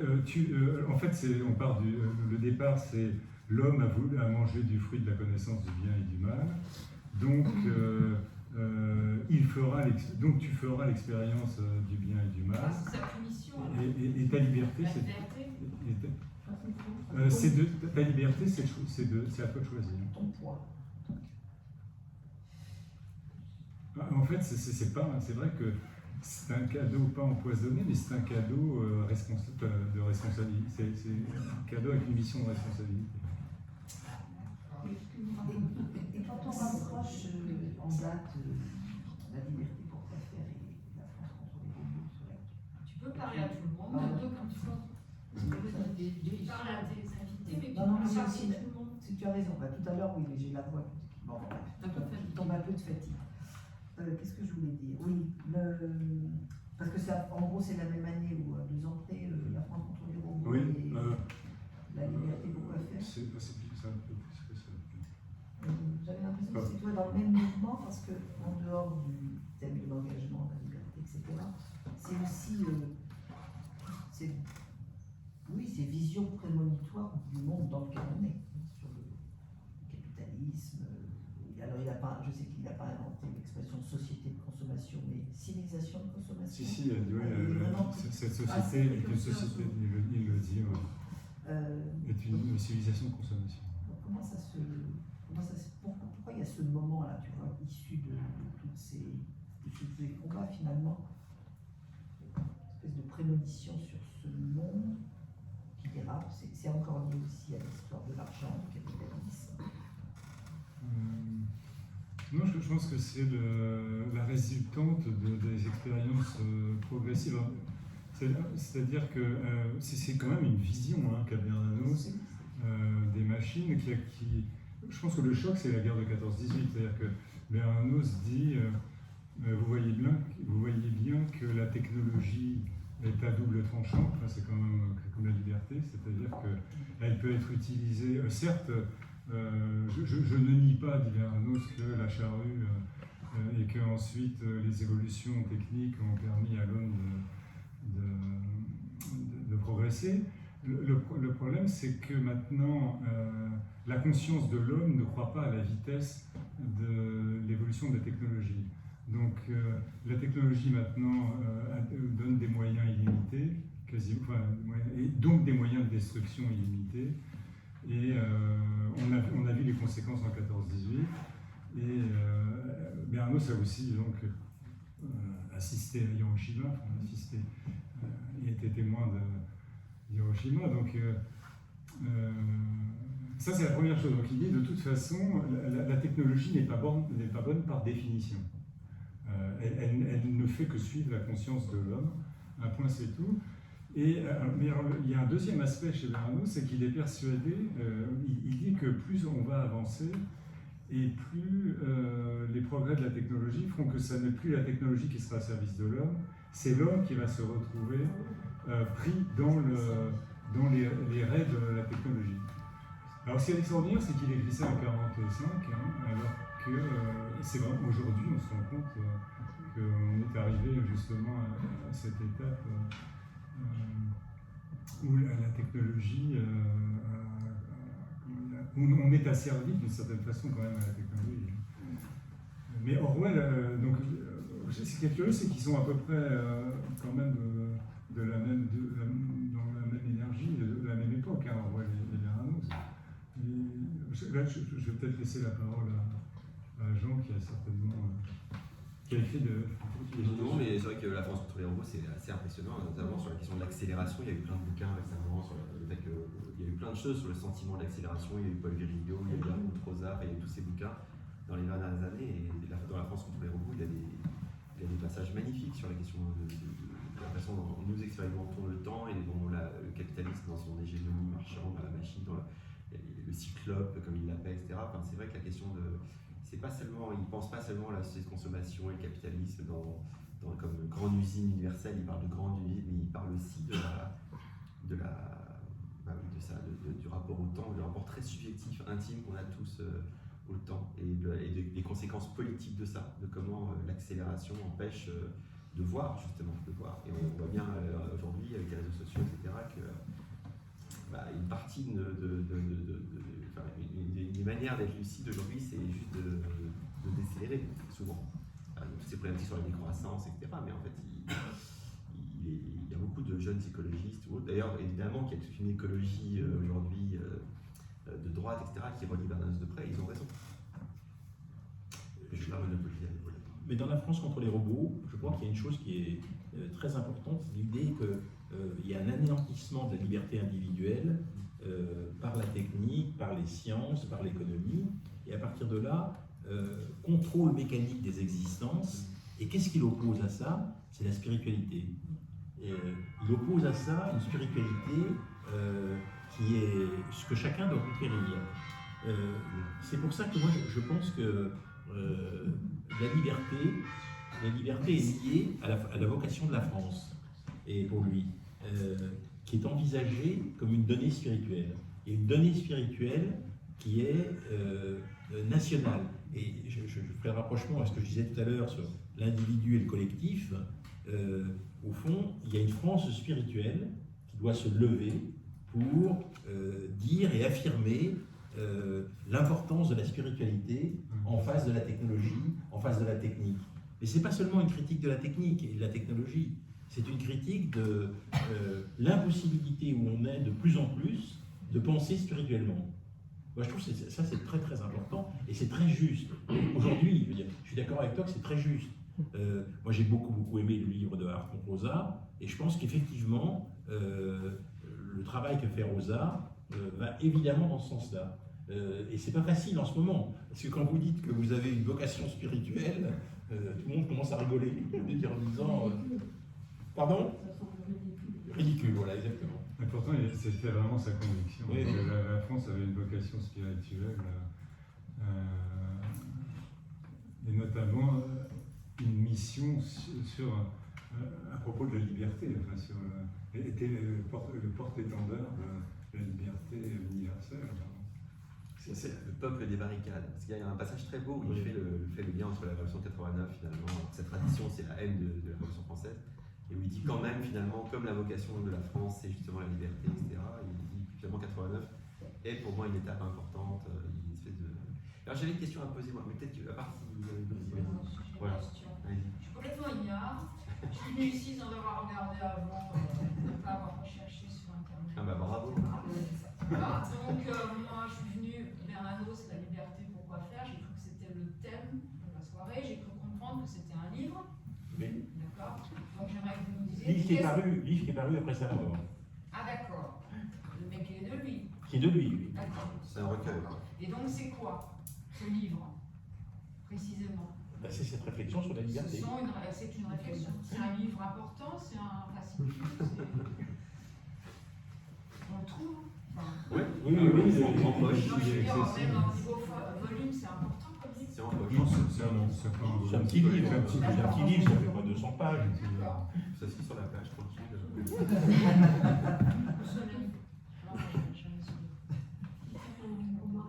Oui. Par rapport à ce que vous avez dit, je crois que c'est dans un moment que j'ai vu avec Maria Remarque, il s'est passé la même chose, à un moment il doit tuer quelqu'un. C'est ça?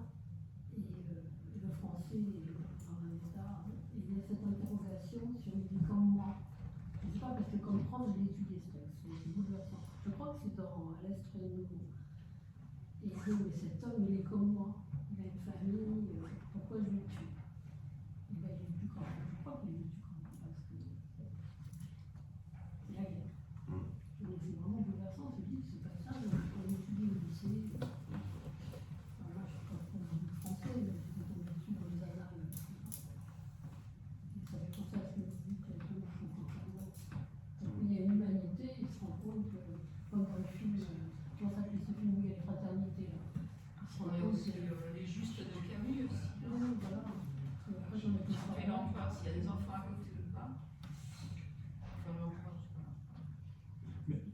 Pour revenir à la question que vous posiez de la liberté, pourquoi faire, vous savez, c'est parti de la citation de Lénine. C'est Lénine qui disait la liberté, pourquoi faire. Ah d'accord. Et donc Bernanos reprend, rebondit et explique que justement dans cette réflexion, il y a une profondeur tragique. Et donc il va développer par rapport au fait que la liberté, aujourd'hui, comme il dit, elle est sur le bord de la route, vous passez devant sans la voir. Quand on vous aura tout pris, il sera bien trop tard pour dire mais où en sommes-nous? Ici, vous l'aurez déjà perdu. Et en fait, c'est tout un cheminement par rapport à... En fait, on perd nos libertés. Alors aujourd'hui, on pourrait en parler. Mais lui, c'est un constat qu'il fait dans les années 40. Et pour revenir, il y a aussi une remarque que je voulais faire par rapport à ce que dit Jean sur la gauche. Quand vous dites qu'il n'y a que Bernanos qui finalement écrivain de droite, donc d'extrême droite, enfin monarchiste, je dirais. Je suppose que la monarchie est d'extrême droite. Donc, c'est bien. Bon, j'en prends bonne note. Oui, non, parce qu'aujourd'hui, c'est vrai qu'on peut se poser la question. Mais c'est pas le débat que je voulais lancer. Il y a quand même Simone Veil à gauche qui. Alors justement, Simone Veil, elle a écrit cette lettre à Bernanos. Elle a écrit justement cette lettre. Bien sûr, elle n'a pas publié, mais. C'est énorme. Mais c'est une lettre énorme. Oui, mais c'est une lettre. Non, mais ce qui est énorme, c'est que ça soit une lettre et que c'est pas. Il en parle d'ailleurs. C'est vraiment. Quelle Simone Veil? Alors Simone Veil. La philosophe. La philosophe. Non, mais je sais pas. Elle a écrit une lettre à Bernanos en lui disant que malgré qu'il soit disciple de Drummond, malgré qu'il soit monarchiste, quand elle a lu Les Grands Cimetières sous la Lune et qu'elle est obligée de reconnaître qu'elle se sent plus proche de Georges Bernanos que de n'importe quel des combattants près desquels elle se trouve. Et notamment, elle évoque la terreur, enfin, les exécutions. Elle parle presque justement du mal, de la banalité du mal. C'est-à-dire, elle voit comment ses compagnons exécutent des franquistes de façon terrifiante, c'est-à-dire avec une sorte de détachement et d'indifférence. Et donc, Anne était assez proche d'Heidegger, sinon je ne suis pas en contradiction. oui, mais là c'est un peu différent quand même.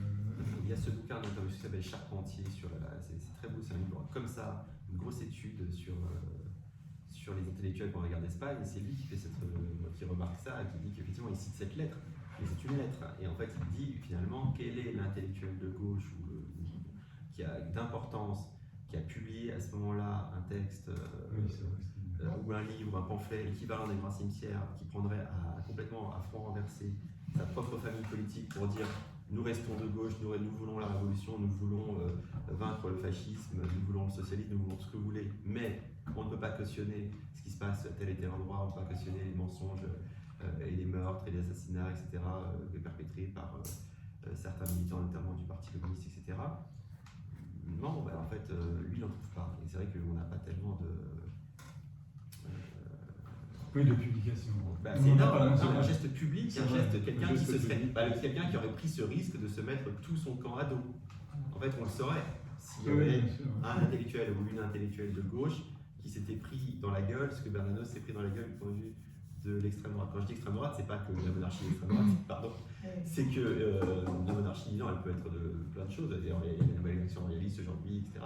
Mais c'est que Bernanos, toute sa formation, c'est l'action française, c'est tout ça. Et là, c'est difficile de le placer à gauche. Mais en tout cas, c'est ça qui fait ça par nous et sa beauté. Et c'est vrai, ce que vous disiez aussi, c'est que Bernanos perd ses ressources. En fait. C'est-à-dire que tous ses lecteurs, beaucoup de lecteurs qui sont des lecteurs catholiques, le honnissent après Les Grands Cimetières sur la Lune. En fait, ça c'est vrai, il ne fait jamais de calcul, financier. Quand ses éditeurs lui disent c'est pas possible de continuer dans cette direction, quand il se retrouve sans ressources, ce qui va lui arriver à plusieurs reprises, il continue quand même. C'est admirable. C'est admirable, oui, c'est admirable. Et ça, c'est à nouveau un truc pour Aujourd'hui, rejoindre. malheureusement, la soupe, Et de ce point de vue, si vous voulez, moi je dirais que Simone Veil, elle est quand même dans les faits contre son camp. Parce que quand elle dit, quand elle parle aussi du gros animal social et de la manière dont le gros animal social altère toute possibilité de liberté, puisque c'est une phrase alors c'est pas d'elle, c'est dans La pesanteur et la grâce, qui n'est pas son œuvre, mais qui a été recueillie par un certain nombre de gens, mais toujours dit qu'elle l'a écrit. Et en fait, elle pensait que l'animal social empêchait la vraie liberté, alors que Bernanos pense que c'est la technologie qui empêche la liberté.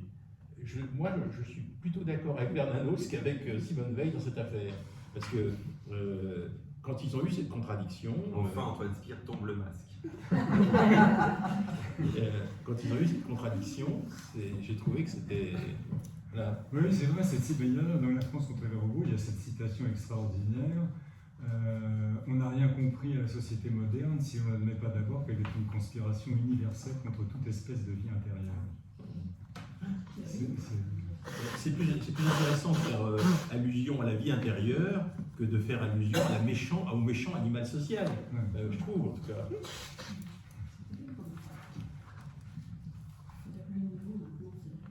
Moi, je suis enseignante, je suis en retraite, c'est dramatique, c'est formaté. Comment vous aviez monté ça? Comment vous aviez monté ça, Avignon? Ça me vient tout à coup. Alors, on peut voir le spectacle, je pense qu'il est encore... on peut le voir sur le site de Georges Bernanos. compliqué. Moi, j'ai rencontré un jour Jean-Baptiste Sartre, qui est Non, mais je veux dire, c'est une lecture. c'est un spectacle. C'est pas une lecture.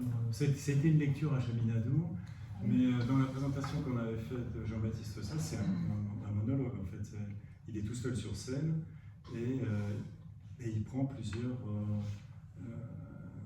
Il prend plusieurs extraits qu'on a choisi ensemble, dont une large partie était de la France contre les robots, et qui montre en fait l'évolution de Bernanos par rapport au premier texte. Il y a aussi la reliaison à Peggy, qui montre son cheminement jusqu'à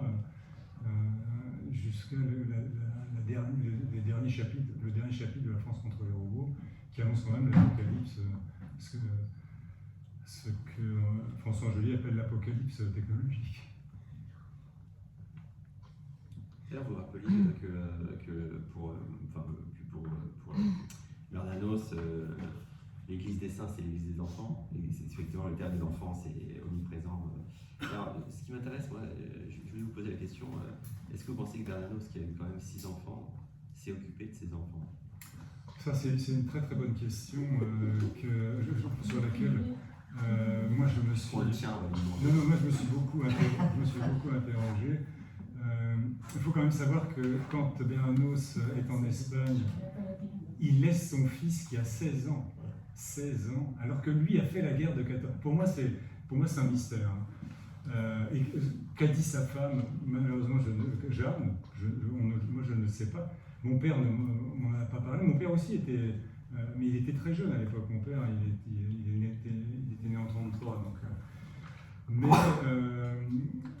vous n'avez pas fini votre phrase, il laisse son fils de 16 ans rentrer dans la famille. Rentrer dans la famille, et vivre les horreurs de la guerre civile. C'est quand même.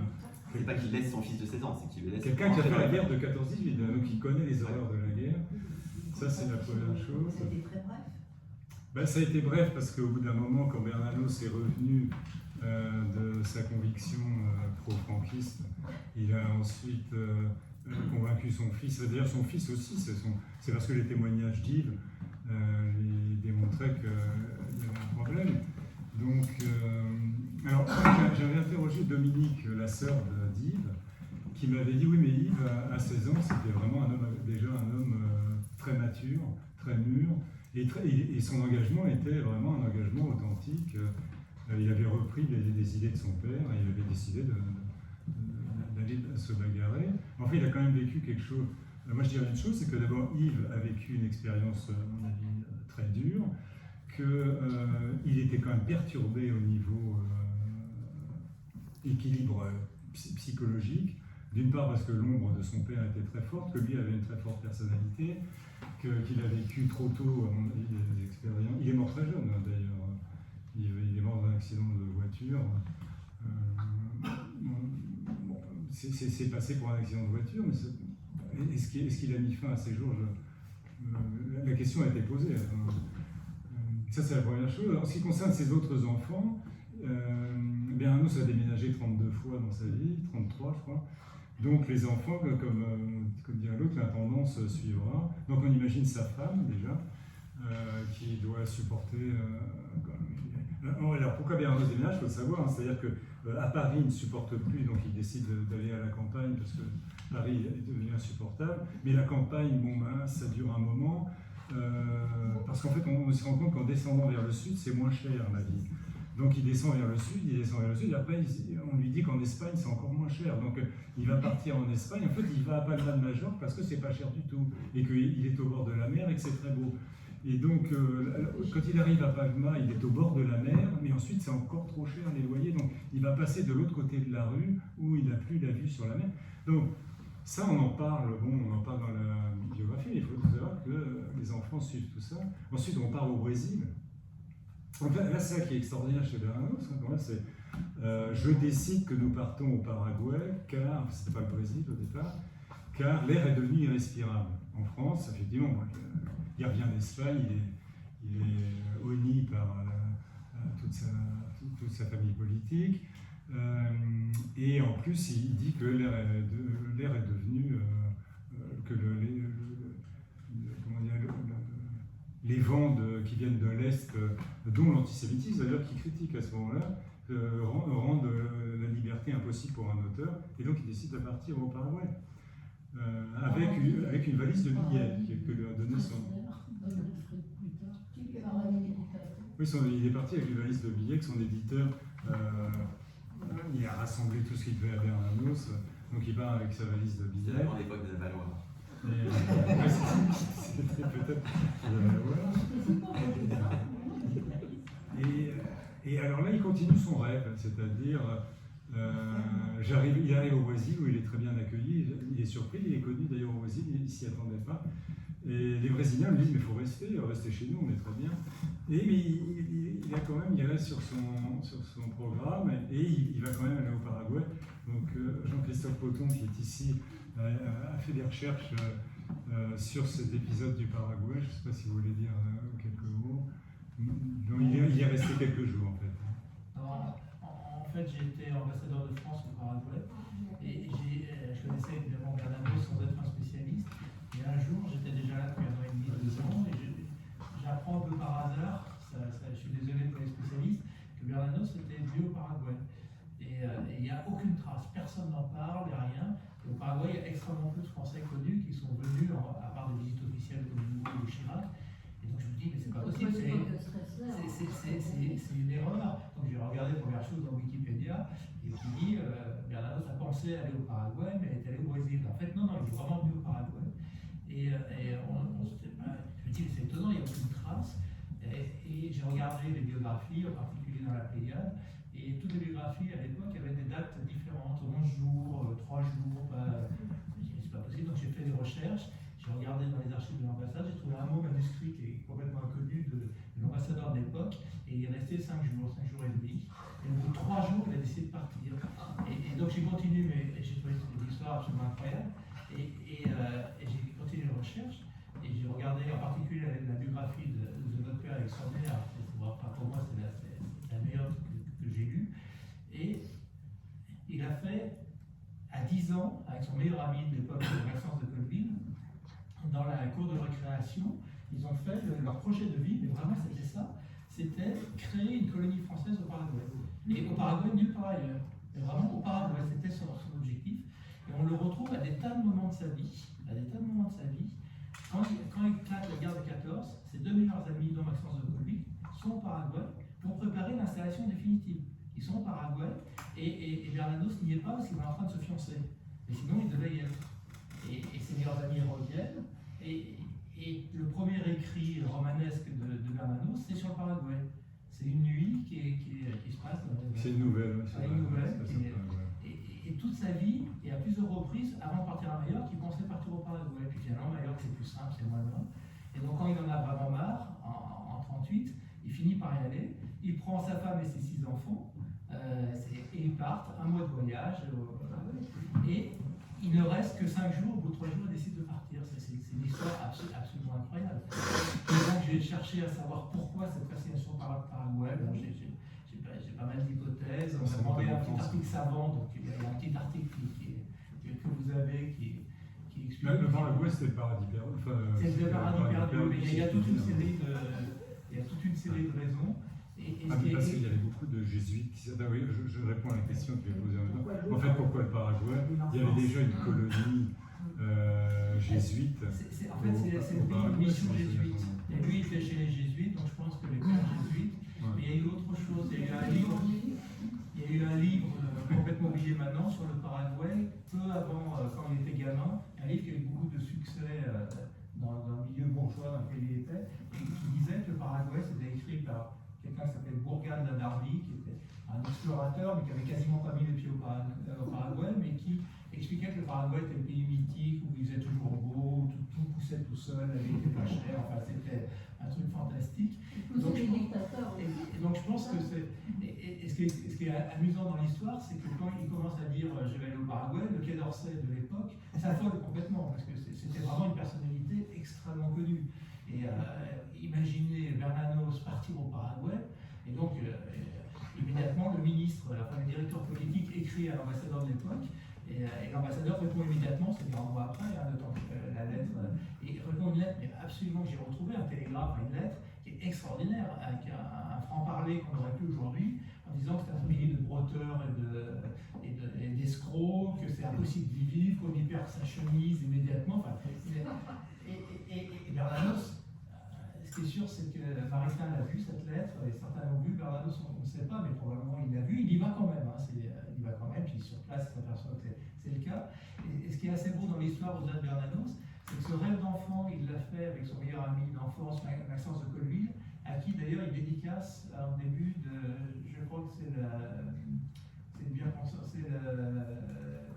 c'est à Yves de Colville, c'est à son fils, non Non, c'est à Maxence de Colville, et il dédicace à Grande-Peur des La Grande-Peur du vacances. Ah oui, au rêve de notre enfance. C'est vraiment son ami d'enfance. Et quand je fais ces recherches, je vois le nom, Maxence de Colville, et là je me dis, mais c'est étonnant, parce que dans ma communauté française, j'ai un Maxence de Colville, qui a d'ailleurs travaillé pendant 20-30 ans à l'ambassade, qui a été décoré pour son travail à l'ambassade de l'ordre du mérite. Et je regarde les dates, je me dis, c'est pas possible, ça peut pas être le meilleur ami de. Donc je fais des recherches sur les Colville, et qu'est-ce que je vois? Que la famille Colville, c'est une des plus anciennes familles de France. Elle était sur la tapisserie de Bayeux, c'est une famille noble de Normandie, qui est donc une famille qui a 1000 ans. Maxence de Colville, avec cette histoire avec Bernanos de Paraguay, a eu 7 enfants lui aussi, enfin pas 6, 7, une fille et 6 garçons. La fille s'est mariée à quelqu'un qui n'a pas voulu partir au Paraguay, et 6 garçons ont immigré de façon définitive au Paraguay. Définitive. Aujourd'hui, toute la famille de Colville, de 1000 ans, est au Paraguay. Et le Maxence de Colville, que j'ai rencontré, que je connaissais, qui était très âgé, était un des fils du Maxence de Colville. Aujourd'hui, les Colville, famille de 1000 ans, parlent à peine français. Je croyais qu'ils étaient pas Paraguay, sur 1000 ans. Donc il y avait un lien, enfin ça n'a rien à voir avec le débat de ce soir, mais il y avait un lien entre Bernanos et Paraguay qui est absolument extraordinaire. Et en termes de personnalité, moi j'étais totalement ébloui pour quelqu'un qui toute sa vie rêve d'aller au Paraguay, qui en fait l'objectif de sa vie, qui on lui dit de ne pas y aller, il y va quand même. Au bout de 3 jours, il s'en va. Comme ça, il décide que ça ne marche pas, il décide de partir. Au bout de 5 jours, il Mais c'est parce que aussi il avait été très bien accueilli. Je crois qu'ici, c'est. Oui, non, mais le Soumaïli aussi, c'est qu'à l'époque, le Paraguay était quand même. Il sortait de la guerre du Chaco. Voilà, c'est ça. C'était la fin de la guerre du Chaco qui avait vraiment laissé exsangue le Paraguay. Et cette histoire a une conséquence qui n'a absolument aucune importance et tout, mais en découvrant ce truc, ça m'a donné l'idée de faire un roman sur le Paraguay à partir de cette histoire. Donc, un roman qui s'appelle La piste de Bernanos, mais qui Bernanos aurait laissé un manuscrit parce qu'il est parti trop vite, et il ne peut pas partir le pays de son rêve, il ne peut pas partir, il aurait laissé un manuscrit qu'aujourd'hui 2 personnes vont chercher dans tout le pays. Donc vous avez écrit un roman, donc vous allez pouvoir adhérer au PNJ. Non, mais Je suis le sergent recruteur ce soir. Et en sortant du Paraguay, au bout de 5 jours, il est reparti en France. au Brésil, non, justement. Ah, au Brésil. Et il restait 7 ans. En fait, il aurait dû rester. Son idée, c'était de rester au Paraguay jusqu'à la fin de sa vie. En fait, il est resté au Brésil. Et en plus, son idée, alors, l'idée qu'il y a derrière, c'est de retrouver l'endroit, la dernière route, la dernière voie de chemin de fer, pour enfin être en contact avec la nature. Et donc, c'est ce qu'il va faire ensuite au Brésil, jusqu'à ce qu'il soit, il va s'installer là où il y a le dernier chemin et la dernière voie de chemin de fer. Mais sa femme va tomber malade. Un de ses enfants va tomber malade aussi, jusqu'à ce jusqu'à plusieurs de ses amis brésiliens lui disent Georges, écoutez, c'est pas possible. Lui, il tenait le coup, paradoxalement, et donc il lui dit mais votre famille va finir par. Elle va être décimée. Et donc, à contre-cœur, il va quand même accepter de redescendre plus près de la ville. Enfin, tout ça pour revenir à la question de Jean sur ses enfants. Clairement, ces enfants, ils ont évidemment souffert de plusieurs choses. La première, c'est qu'ils n'ont pas du tout eu d'éducation classique, ou très peu. Enfin, les aînés, tant que Bernanos est resté en région parisienne. Ensuite, ils ont été déménagés au fur et à mesure de l'évolution géographique de Bernanos. Après, ils ont eu des précepteurs. Mon père n'a quasiment pas connu l'école jusqu'à ce qu'il revienne en France, en fait, donc jusqu'en 1948. Donc il avait, je ne sais pas de bêtises, non, jusqu'en 1946. Donc il avait 13 ans, oui. Sinon, c'est Bernanos qui lui a appris à lire et compter, et puis ensuite, c'est un précepteur qui lui a enseigné la suite. Ils sont restés combien de temps au Brésil? Ils sont restés de 38 à 45. Il a appris le portugais? Bien sûr, mon père parlait parfaitement le portugais, peut-être même probablement mieux que le français. Ouais. Et il s'est retrouvé à l'école, dans un lycée du jour au lendemain, dans un collège du jour au lendemain. C'était une expérience traumatisante. Ça, il me l'a raconté. Il est resté enfin, une journée, en fait. Ça s'est terminé en bagarre le jour même parce qu'il y a eu un début de bizutage. Donc mon père, qui était quand même, lui par contre, il avait un corps très costaud, mais il en est ressorti très traumatisé de cette aventure. Enfin tout ça, oui, pour dire que les enfants ont suivi. On peut dire qu'ils ont suivi avec des degrés divers. Une partie de la famille est restée au Brésil, Chantal est restée au Brésil, c'est peut-être celle qui a eu peut-être l'éducation la plus complète pendant qu'elle était en France. Yves, donc, on en a parlé, elle a fait la guerre d'Espagne. Michel, ils sont rentrés en France pendant la Deuxième Guerre. Il faut savoir que Bernanos s'est posé la question de savoir s'il allait retourner en France pour faire la guerre, quand même. Et en disant, est-ce que je dois revenir? Et c'est parce que ses amis lui ont dit, c'est pas possible, genre, il faut rester au Brésil. On a besoin de vous pour témoigner, pour écrire, etc. Et De Gaulle lui a demandé. De Gaulle lui a demandé de revenir à la fin. En fait, Bernanos a pris parti pour De Gaulle pas tout de suite. En fait, il a été très heureux de l'appel du 18 juin, mais il voulait savoir si vraiment De Gaulle allait finalement être celui qui représenterait la résistance. Et ses deux fils sont partis, Michel et Yves sont partis en France sont partis à Londres. Et donc une partie de la famille est restée au Brésil, Chantal, Claude et Marie et la femme d'Yves est restée qui était brésilienne d'origine, sont partis en France. Michel, le deuxième fils de Georges Bernanos, a été écrivain. C'est un écrivain qui a écrit un certain nombre de livres, notamment il a écrit un livre qui est connu qui s'appelle La montagne morte de la vie, qui est un livre de science-fiction, un livre fantastique, totalement science-fiction et fantastique. Et enfin, lui a eu une vie très tourmentée. Il s'est suicidé il y avait, je ne vais pas dire de bêtises, une quarantaine d'années. Mais il a eu le courage d'écrire quand même. Mais pas sous le nom de Bernanos. Ouais, c'est ça. Il a écrit sous le nom de Michel Drouin. Enfin, voilà, tout ça pour dire, oui, c'est pas simple. Enfin, je sais plus, ce sont les Romains qui disaient à Haute-Libri, à Haute-Libéry. Bernanos, ça fait les deux, mais bon, ses enfants oui, ses enfants ont évidemment souffert. Alors justement, je suis très attentif à la souffrance des enfants, j'en ai 5 à la maison qui m'attendent. Bon, on va s'arrêter. Donc, si vous voulez bien. S'il n'y a plus de questions, on va s'arrêter de toute façon. Voilà, il me reste à vous encourager à lire Bernanos. Parce que